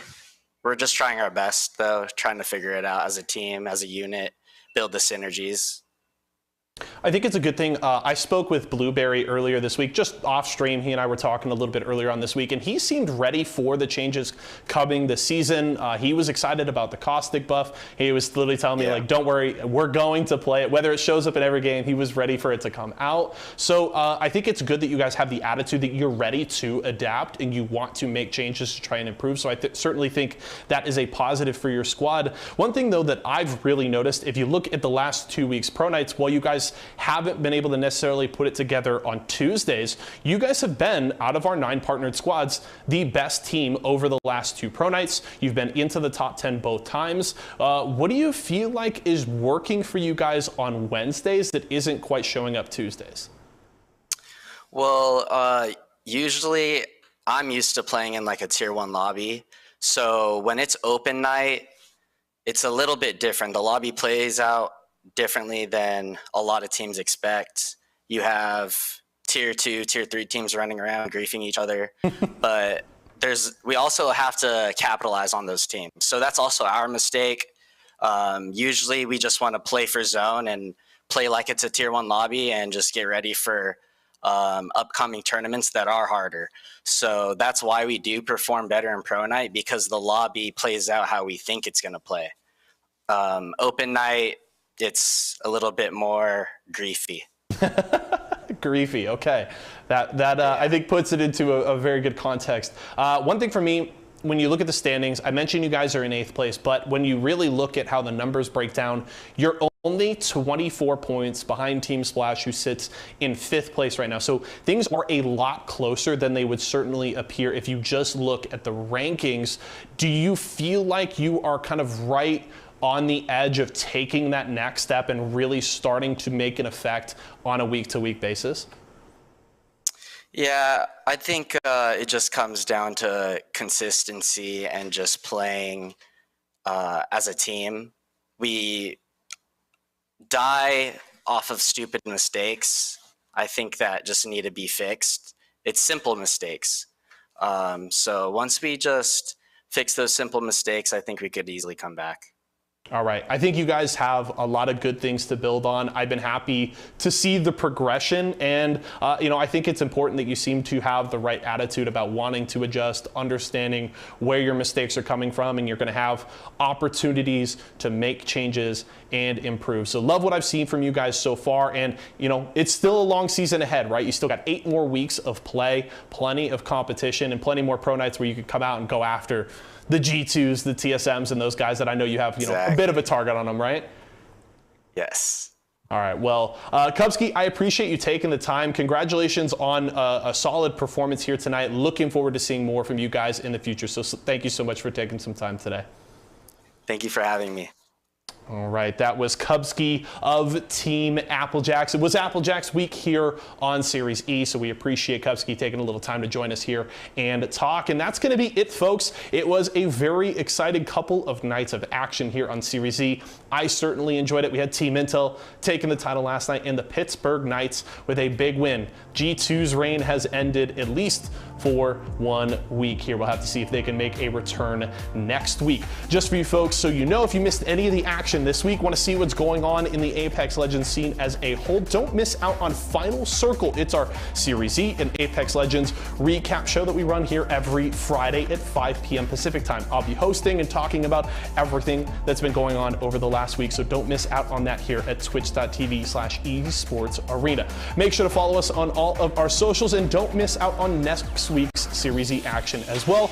We'll be live here once again, 4 p.m. Pacific on Tuesday and Wednesday for next week's action. It's been a pleasure, ladies and gentlemen. My name's Yeso. For everybody here at Esports Arena, the live broadcast crew, thank you so much for joining us. We'll see you again next time.